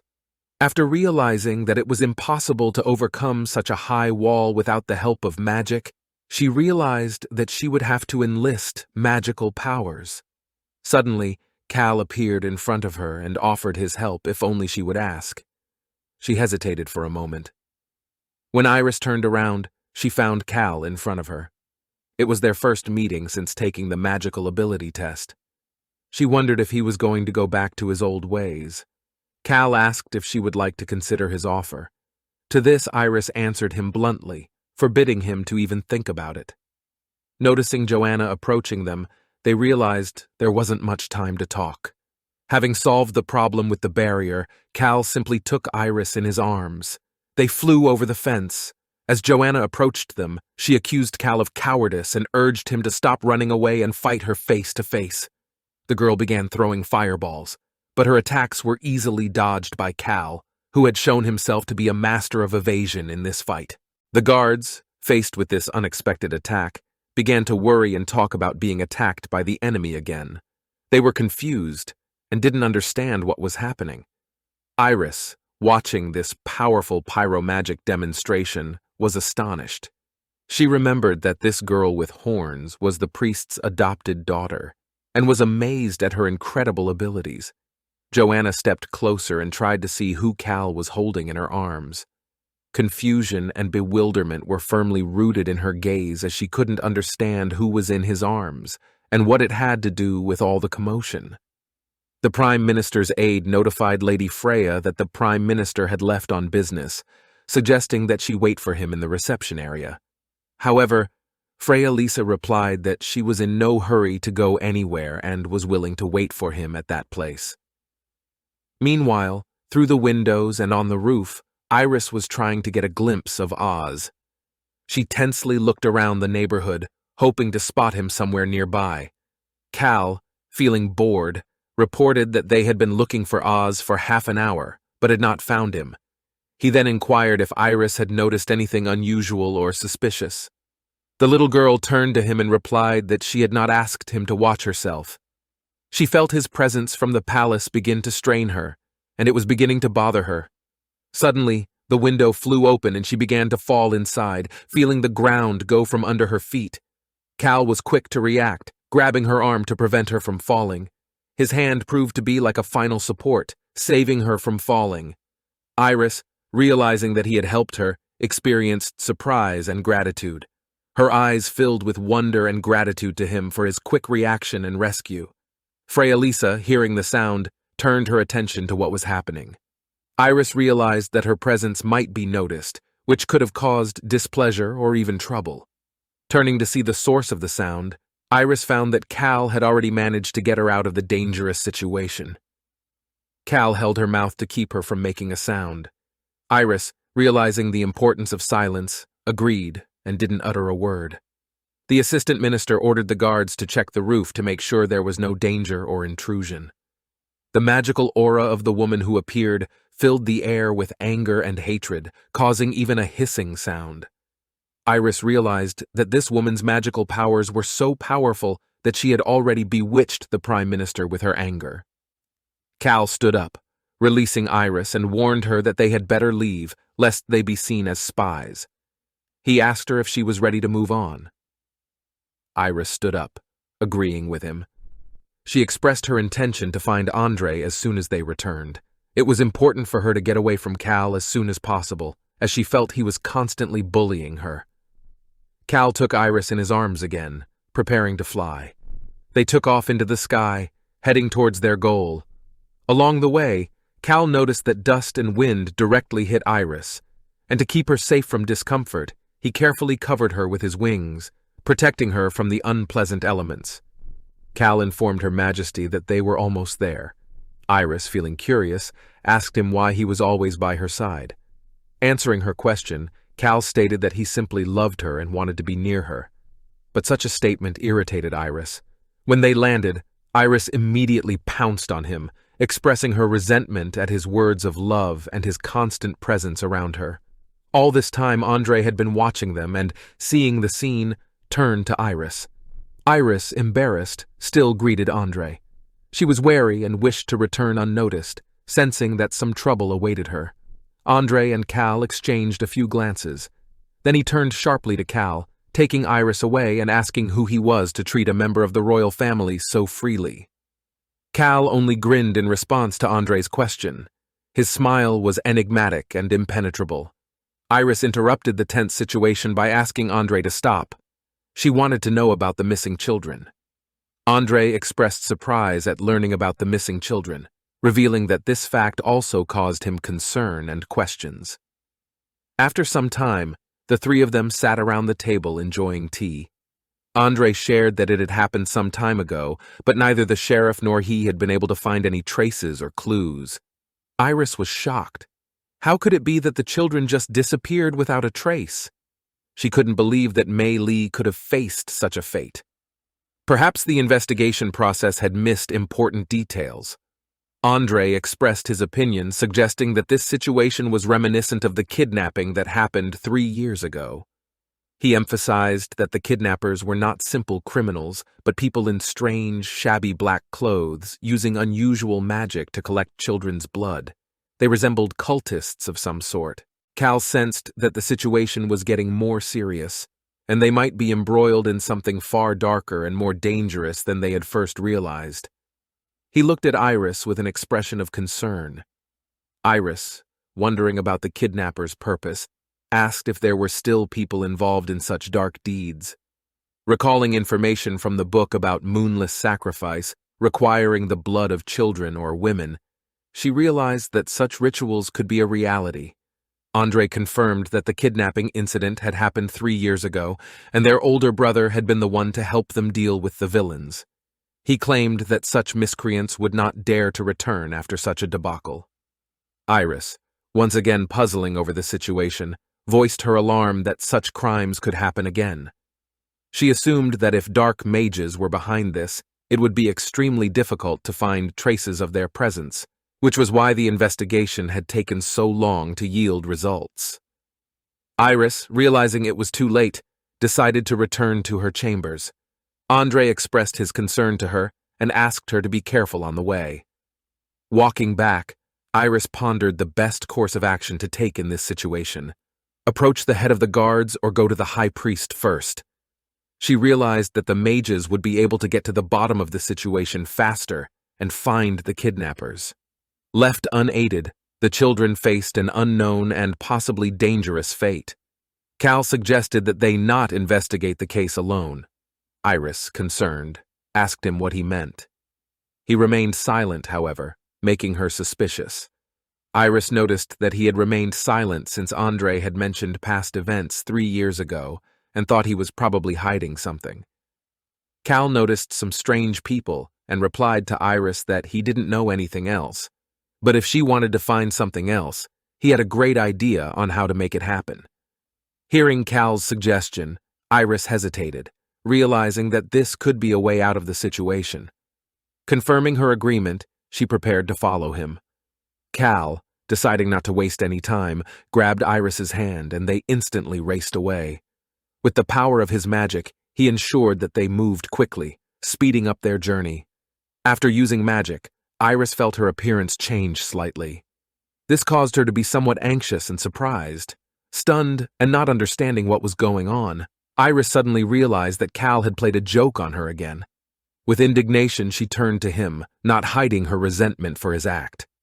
At that moment, unknown men with a sack approached them, causing a new wave of alarm. After only a few moments, they were already inside the sack, feeling the cramped and musty feel of its space. Iris, stunned by the unexpected development, turned to Cal to question his intentions. Cal, undaunted, explained that it was the easiest and quickest way to find out what was going on around him. After thinking for a moment, Iris agreed with the logic of this approach, but suggested that Cal warn her of such actions in advance next time. So far, things were going fine, but she was beginning to realize that this guy was truly unpredictable. The man, whose intentions seemed increasingly questionable, ordered the kids in the bag to shut up and even kicked them with his elbow, demonstrating his cruelty and unscrupulousness. Cal decided to pull Iris close to him to protect her from a possible blow. In his haste, he explained that there was no time to warn her, as it was important to keep their true identities a secret. Iris suddenly realized the attention he had paid to her safety. As she gazed into his face, she began to notice that despite his sometimes gruff demeanor, there was some softness and concern in his gaze. She realized that behind his gruffness, he was hiding some underlying concern for her well-being. Cal, noting that she was quite heavy, suddenly aroused a new emotion in Iris. She suddenly felt that his words were hurtful and decided that he wasn't at all as nice as he seemed. She decided that she had taken him too easily and should be more wary. A short time later, they arrived at the site, and the man reported to his boss that they had brought 2 more people. He assured her that the ritual would go off without any disturbance. In the cold basement of the church, surrounded by gloomy walls, the boss issued an order: take their blood and give it to the emperor. This order sounded like a formidable command, filling the room with a gloomy atmosphere. The disobedience was not tolerated. They were simply thrown out in sacks like unwanted puppets whose fate was decided before they fell to the cold stone floor. Iris felt a sharp pain as she hit the hard surface. At the moment of her unkind landing, Iris looked up into her boss's eyes. He grabbed her face and remarked with satisfaction, "Not bad." His face, though cruel, expressed some kind of cunning, and his words were a complete confirmation of that. He continued his grim musings. This would be perfect for the bandits.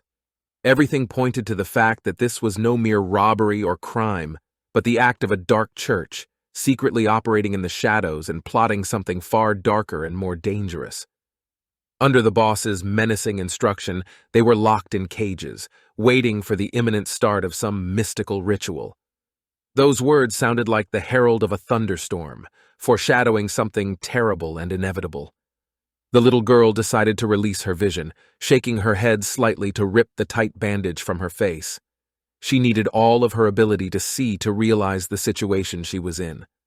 As the blindfold slowly slipped from her eyes, a horrifying view opened up before the little girl. There was so much darkness and gloom all around her that it put her in a state of shock. The dark walls of the cage, the cold and hopelessness of the surroundings, it all made her heart beat faster. Cal, who happened to be nearby, expressed his disappointment and surprise. He noted that such a suspicious gang, capable of organizing such a powerful ritual, clearly possessed untold powers. In this gloomy environment, the little girl realized that their enemies were not just bandits or criminals, but something much more mystical and terrifying. Looking around, Iris noticed a flask half filled with blood. Horror and helplessness overwhelmed her. How many children had suffered here? How many more were being tormented in this gloomy basement? These thoughts racked her mind, making her heart clench with despair. Cal watched her reaction carefully, and finally turned to her, trying to inspire hope. He explained that if she used her magic, her true form would return, but he couldn't guarantee that he could protect her always. Iris realized that she shouldn't rely on permanent protection, and instead decided to make the decision on her own. In response to his warning, Iris asserted her resolve. She said that she did not expect him to protect her at all times, and that he should not exalt his role. She was grateful for his help, but now she was going to handle the situation on her own. Suddenly, the faint voice of a child was heard in the silence of the basement. Iris, with mixed feelings of surprise and hope, couldn't believe that any of the children had survived. Iris remembered studying this spell in her magic book, a blood and sword curse that gathered blood. Cal had been surprised to learn that she was familiar with dark magic. She had to admit that her knowledge of it was no accident, but she couldn't imagine how to explain her knowledge to him. A boy was crying, begging for help from his sister, and Iris realized that this was Mei Li's younger brother.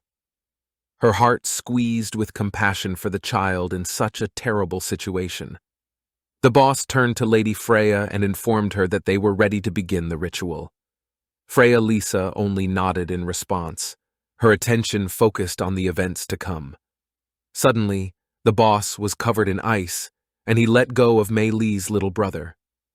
The child looked around stunned, not realizing what was happening. His rescue had been some kind of miracle, and Iris wondered what it could mean for them all. Cal confirmed that Iris really couldn't remain indifferent to injustice. He offered to let her hang around for a bit as a distraction, and then he would take her home himself. It was a small gesture of friendship and support at this difficult moment. The boss, clearly annoyed by Iris's interference, questioned how she dared to interfere with a ritual honoring the supreme god of the night. His anger knew no bounds, and he ordered her to be killed immediately for disrupting their plans. Iris quickly realized that there were too many of them against her, and she could not handle them alone. She realized that she needed to come up with a stratagem to delay them and give herself time to save the children. It was a difficult decision, but she knew she couldn't just give up. Plans were forming in her head. She watched her opponent's every move carefully, trying to identify their weaknesses. Time was running out, but she had no choice but to fight to save these children, even if she had to go to the most desperate measures. Iris focused her magic to rescue the children from their captivity, enveloping them in a protective cloud and moving them to safety. She tried to be as careful as possible so as not to attract unnecessary attention. Supporting the children, Iris turned to comfort them, asking them not to be afraid as she had come to save them. Her words sounded calm and determined, but inside she too felt tension and anxiety. While Iris tried to calm the children, the dark figures continued their ritual. They prayed to the supreme god of the night, offering sacrificial offerings in hopes of receiving his blessing and protection in their dark venture. Cal, with a note of contempt in his voice, called these men madmen. His words sounded restrained. Iris raised her sword, shrouded in magic, to protect the children. Her decisive action confused the dark people who could not understand who stood before them or how she possessed such power. The magical chanting that Iris wielded was exhausting for her.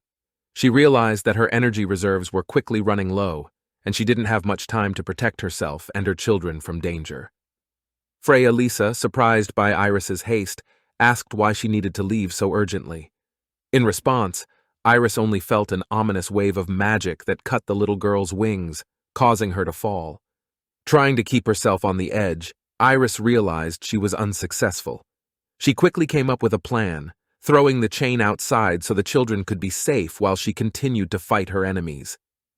Freya Lisa expressed surprise, noting that since Iris was already here, she shouldn't be in a hurry to leave, but rather stay a little longer.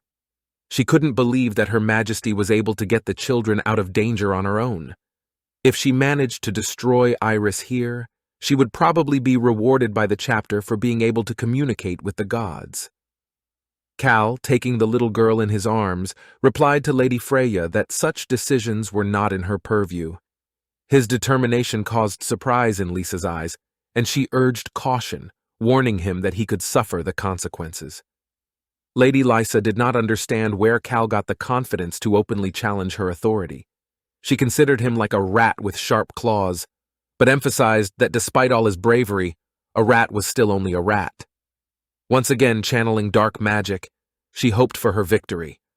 Her spell aimed towards Cal, but he erected a protective shield.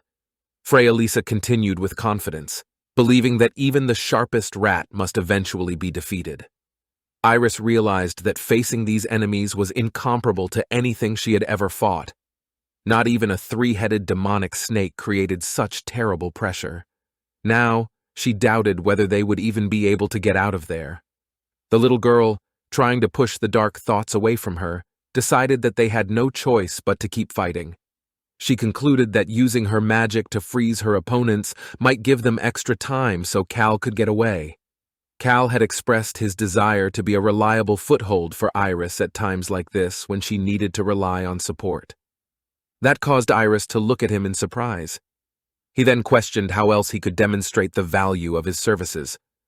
Freya couldn't believe that he was able to practice holy lightning purification, for that couldn't be possible. Iris realized that it was a high-level purification technique that required decades of experience. Even an old mage wouldn't be able to create such a powerful magic circle, not to mention there were too many opponents. It was hard for her to understand who he really was, what the purpose of the attack was. The conspirator ordered Lady Freya to surrender, demonstrating his confidence in his victory.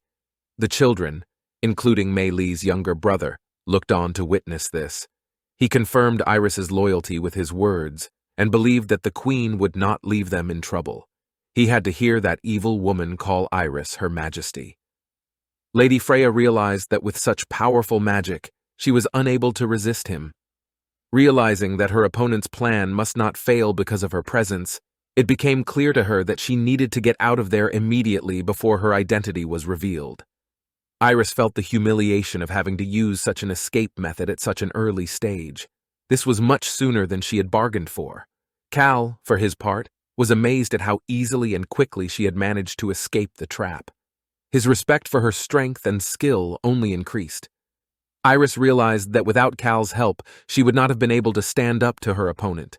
She marveled at his strength and determination, realizing that even in her best form, she would have been unable to hold off the attacks of dark magic. When they finally escaped that trap, the children hailed Iris as their heroic savior. Their joy and gratitude were genuine, and it filled Iris's heart with warmth and pride. Iris felt a strange feeling when interacting with these people who didn't belong to the upper class. This was the first time she had encountered such ordinary people, and it caused her some confusion. The children couldn't stop admiring Iris and her feat. They talked about how she defeated the villains and saved them from danger. They planned to tell their mothers about how their great queen had come to their rescue. Iris realized that this joy she was seeing in the children was temporary. When they realized the gravity of the past events they had gone through, these memories would become a burden that would accompany them throughout their lives. Cal noticed how unusual it was to see the people supporting their majesty. It was a new and unfamiliar experience for Iris, and she realized that this support was worth much more than the approval of high society. Iris asked Cal to help her erase the memories of their abduction from the children's minds. She realized the heavy marks such horrific events could leave on the children's souls.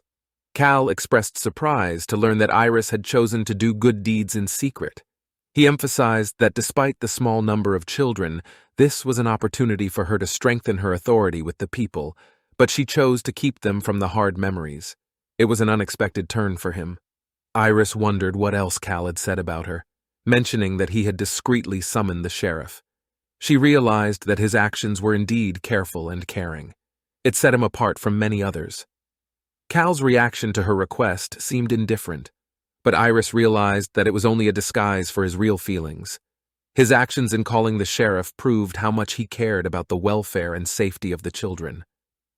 Iris, realizing the need to prepare for possible future confrontations with the Dark Church, decided that she should study the book carefully when she returned. She realized that she could not rely solely on others, as had happened this time, and needed to be prepared to face the challenges on her own. As people began to gather, Iris and her companions noticed that something unusual was happening. They wondered what could have happened in the palace at such a late hour, as usually emergency meetings would not be at such a time. Cal expressed his surprise that so many people had gathered in the palace at such a late hour. His question reflected the general confusion and curiosity about what was going on. When they arrived at the council chamber, Cal offered his assistance to Iris, offering her his hand. His gesture showed his willingness to stand by her side and support her in any situation, emphasizing their cooperation and collaboration. El extended his hand to help Iris up, holding her by the shoulder so that the little girl could also observe what was happening in the council chamber. He did his best to make sure she was comfortable and able to participate in the discussion despite the high level of the location. When they reached the council chamber, Iris noticed that the seat was a little high for her. She realized that the hall was protected from magic, so she couldn't use her powers to ease her climb. For her small 5-year-old body, it was quite a heavy task. The climb up to the council chamber took quite some time, and Iris, as she watched the process, wondered how far they had gotten in the meeting so far. She wondered what decisions and actions had been discussed at the meeting, and how it might affect the future of the kingdom. The general, speaking to the council, called for more military forces, more security, and more protection for the kingdom. His words signaled the need to ensure the safety of Iris and Her Majesty, and to prepare for possible threats. During the ministerial meeting, it was said that the kingdom's treasury was empty, and there was no money at the moment. This information caused concern among the council, as it could affect the kingdom's ability to provide security and perform other important functions. General Hughes, who appeared dissatisfied with the situation, expressed his displeasure by attacking the other ministers and calling them losers. His reaction emphasized the tense atmosphere in the council and showed the depth of possible disagreement among the members of the government. As Iris watched, she noticed that the situation quickly spiraled out of control, leading to a fight. She realized that even though their main issue was security, the arguments and conflicts only made it harder to find solutions. The Prince Regent suggested that donations be considered to provide additional funds to maintain security. He also expressed confidence in the government's ability to earn the necessary funds, which meant that this problem, although serious, could be overcome with the right approach and effort from all members of the government. For many members of the council, securing the royal library was a matter of principle, regardless of who that security was for. They felt that it was one of the key places that should be protected, and even though there might be costs involved, security should not be jeopardized. One minister protested about the use of funds that had been saved up by their families for generations. He argued that their families have lost a lot in recent years due to natural disasters, and therefore they are not willing to sacrifice their funds to improve security. Monsite suggested that consideration could be given to the fact that enhanced protection could be achieved in the shortest possible time if the cause of the problem was identified and addressed. His suggestion implied that a solution could be found without the need for significant financial outlay. Finally, one of the council participants suggested that a possible solution to the problem could be the abdication of the queen and the selection of a new ruler. This proposal raised the issue of a change in power and a possible transfer of the throne, which could affect the stability and future of the kingdom. The news of the proposal of the queen's abdication shocked Iris. She could not believe that such a decision could even have been voiced at the council. Cal was also shocked by the Prime Minister's statement. He couldn't understand how anyone could talk about the Queen like that, especially at such a critical moment. His bewilderment and indignation were evident. Monsite continued to express his opinion, saying that a strong and decisive emperor who could lead the country out of crisis and ensure the well-being of the people was important to the empire. He believed that in time, the kingdom needed a leader who could make decisions and act, not a little puppet whose power had yet to come. At this time, Cal felt the urge to support Iris, but changed his mind and decided not to reach out to her. His inner conflict and indecision was reflected in his actions. Cal sank to the edge of his chair, feeling the weight of the situation on his shoulders. Unexpectedly, he felt himself wanting to comfort Iris, but these thoughts seemed incongruous, incompatible with his normally calm nature. Iris glanced at Cal, her expression changing as she realized his words made sense. Her previously confident thoughts were blurring, and now she felt more confused considering all the arguments he had made. Cal's sharp touch on her cheek made Iris cry out in pain. She hadn't expected such an action from him, and couldn't hide her reaction to the sharp sensation that pierced her skin. Iris, in pain and bewilderment, asked Cal forcefully what he was doing. Her voice sounded disgruntled and a little frightened as she didn't understand what could have prompted him to do such an act. Cal made his point, saying that they would go together once Iris had calmed down and gathered her thoughts. His words might have seemed odd, but at the same time there was something supportive and uplifting about them. Iris, somewhat taken aback by his comment, thought his behavior a bit eccentric, but at the same time she was aware that he was trying to support her and help her pull herself together. This caused her to feel somewhat grateful to him. Upon returning to her room, Iris was relieved when she realized that the lack of a magical barrier in the palace allowed her to return easily. She felt that she could now relax and regain her thoughts. She thanked Radish for her hard work and removed the magic from the toy. Iris decided to celebrate the importance of the undetected operation today. It was a major success considering the difficulties they had encountered. Suddenly, someone approached from behind. It turned out to be a maid, whose sudden appearance made Iris turn around. The little girl immediately rushed to Mei Li to tell her that she had realized her mistakes. She admitted that she had been too pushy and hadn't considered the risks of her act. She was just worried about missing children, so she sneaked outside. When she came out, the sheriff uncles had already solved the case, so she couldn't help herself and played outside for a while. Iris had erased the children's memories, and now she had to hide it from Mei Li. The maid watched Her Majesty's growth thoughtfully, realizing that despite her young age, it was far from typical childish fun. Even the sheriffs had tried in vain to find clues, but when the case was finally solved, it was obvious that Her Majesty's intervention had played a crucial role in it. Mei Li noticed that the little girl was hungry and asked if she wanted a snack. The little girl answered in the affirmative, agreeing to the offer. The maid promised to prepare some food for the little girl, assuming she probably hadn't eaten outside. She then gently asked Her Majesty not to repeat such antics, as it might cause disturbance. Iris realized that Mei Li had guessed her absence from the palace, and realized that people close to her were always more sensitive to such changes. After a while, the little girl was already lying in bed. All in all, she thought it had been a pretty good sortie from the palace since they had saved 5 children. She remembered the book. Iris pulled it out from under her pillow. This time, this book helped her to know the sword and blood spell of those people, so she should finish it while she has time, just in case they meet those crazy people again. Again, the whole kingdom went dark, as if darkness had come over the whole kingdom. They gathered in the council chamber to discuss the situation. The ministers opined that it was probably the work of an assassin again, and tensed at the thought of a new threat. The Prince Regent called for everyone capable of moving to go and check out what was going on to determine the cause of the darkness and possible danger.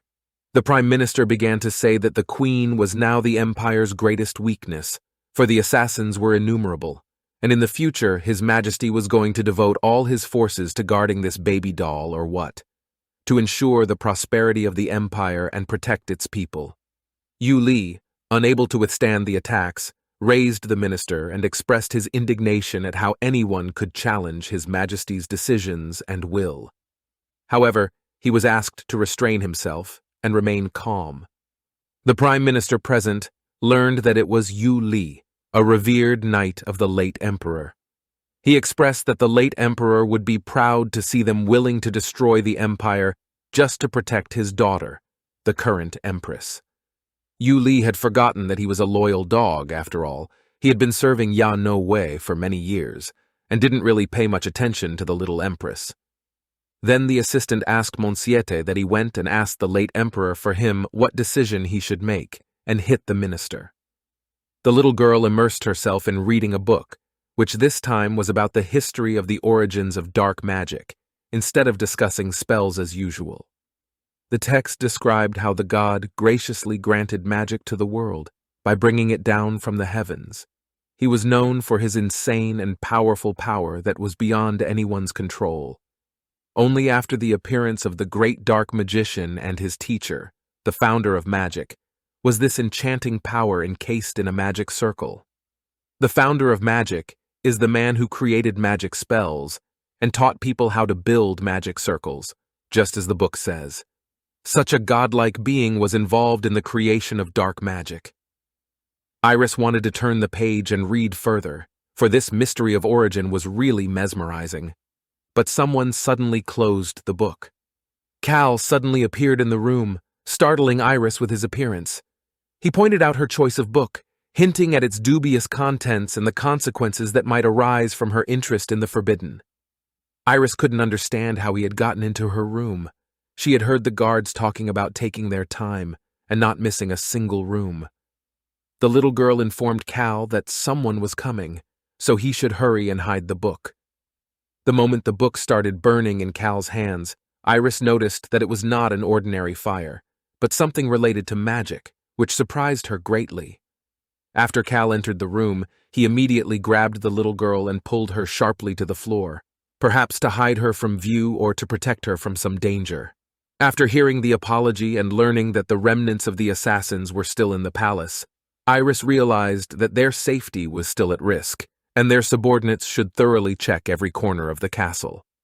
However, when they turned their attention to the picture they discovered, their feelings were mixed with admiration. On the floor, playing together with Cal, was a little girl. They were having fun in their own world despite the tense atmosphere in the castle. Iris offered to check the dice and invited them to join them. There was a note of hope for a brighter future in her voice, even in a situation where danger was still close at hand. The commander-in-chief thanked Iris for the offer, but then pointed out that they still had many important matters that needed their attention, and they could not afford to be distracted by games. The little girl turned to Cal with reproach in her voice and asked if he had forgotten how to cast magic and why he hadn't used magic to disappear instead of staying and undermining the princess's reputation. She remarked that he had been in and out like the wind before, but now he was suddenly staying, probably for some important purpose. In response, Cal expressed bewilderment at how a 5-year-old could even have a reputation, and added that if there was one, it would have been gone long ago. His words sounded like mockery, but there was also something mysterious about them. Iris felt confused at Cal's answer. It was unclear to her what he meant, and exactly what reputation he meant by alluding to the threat he claimed she posed. Cal explained that he had stayed for only one purpose: to warn Her Majesty of the contents of the book she was reading. He warned that the contents of the book could have devastating consequences for centuries of faith in her empire and for her own dominion over the light. Iris picked up the scattered cubes and replied that light need not fear the darkness. She argued that understanding darkness was necessary to defeat it in the future, otherwise it would be weak. She realized that her words would not convince him, but she expressed her point of view nonetheless. Cal stood up, stretched, and remarked that it was getting late and he had to get back, or the teacher would complain about his excessive pastime. He said goodbye to the little girl, showing his concern for his obligations. Despite Cal's attempts to change her mind, Iris recognized that although he tried, he at least had no intention of giving her away to Ya No, which showed his conscience and some loyalty. Iris's office. Andre reported that his brother had told him that the arrest site was under an abandoned church in the center of town, and inside they found the kidnappers turned into ice sculptures and the surviving children lying asleep in the grass outside. The children had lost their memories, but it was rumored that it was Elaine, the god of ice and snow, who took pity on the children. Iris smiled and asked naively, wondering if everything had turned out so amazingly, as if she didn't know what was going on. She and Oz had successfully kept the story out of sight. Oz turned to her and asked if she wanted to go out, considering that their Majesty Ya No had given them a day off from their duties. Iris admitted that she wasn't sure if she had seen the entire palace, hinting at her desire to explore further. Andre approached Iris and suggested that she look at the Moon Knight statue located in the large garden. This offer interested the little girl, and she decided to take it. Realizing that the Moon Knight statue was very close to the library, Iris decided to take the opportunity to finally see what the library was that Ya No had so stubbornly kept her away from. She agreed with Andre and went with him. Andre firmly grabbed her hand and assured her that he knew the way, so he would safely take them where they were going. He appeared willing to help Iris, despite her request to go slower, as she could no longer run. Iris's request didn't deter Andre, who continued to lead them at a steady pace. The little girl noticed that Andre, though a year older than she and Oz, did not look older, which made his gait light and confident. After walking some distance, they noticed someone following behind them. Oz, noticing this moment, ran towards them. Alarmed, he asked what was going on and was told by Iris, as if it was nothing serious, she had just inadvertently released her hand and it was time for them to continue on their way. Realizing that the strange look she felt didn't belong to a human, Iris sensed that it was something animal-like.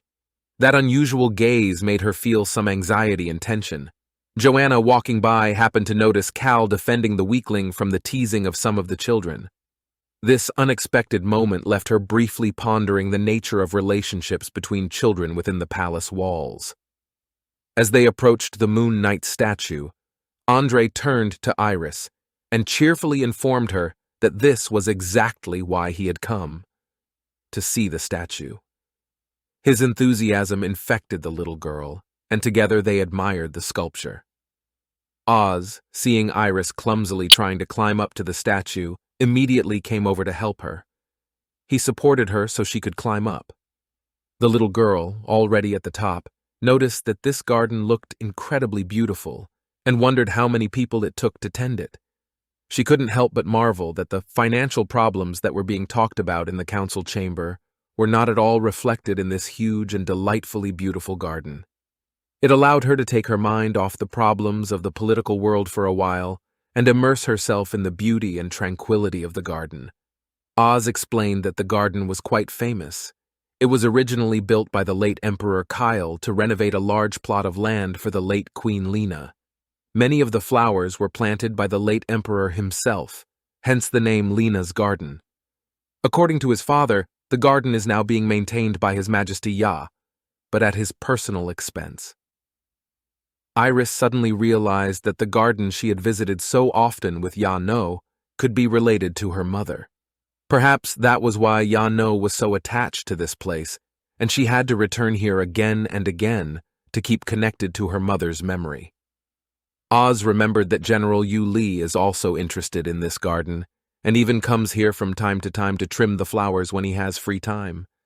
Perhaps if they were lucky, they could meet him today. For General Yu Li, it's like a hobby to garden. This military leader behind Ya No and her decisions finds solace and relaxation in tending to plants. However, his son, Ya No's faithful dog, remains in the shadows, as his appearance is usually only accompanied by his mother's instructions and decisions. Joanna, standing to the side, watched everything that was going on. Every time she met Iris's gaze, her inner dissatisfaction became more and more prominent. Iris seemed to have already guessed that Joanna was not going to hide her displeasure and hostility towards the Empress. The little girl jumped down and told the boys that they could stay there and rest, but she would go and look around, and if she saw any pretty flowers, she would come back and call them. Oz asked her to be careful. Joanna noted that since Her Majesty would be alone, it was a good chance. Iris kept passing and humming. She thought that this way, the person who was watching her should appear. Cal turned to Her Majesty. Iris was very much frightened. She started hitting him again with words that it was scary and what he was doing in the first place. Cal, the type, was causing trouble again, really taking her by surprise. He grabbed her arm and advised her not to walk around the vicinity of the library. After all, he was ordered to catch the thief who broke into the palace last time. It would be bad if he caught the wrong person. Iris wondered if the assassin who broke into the palace last time hadn't been caught. Then the man who was following her must be the assassin. Cal replied that he was badly wounded and wouldn't be able to hide for long. His aide flew in.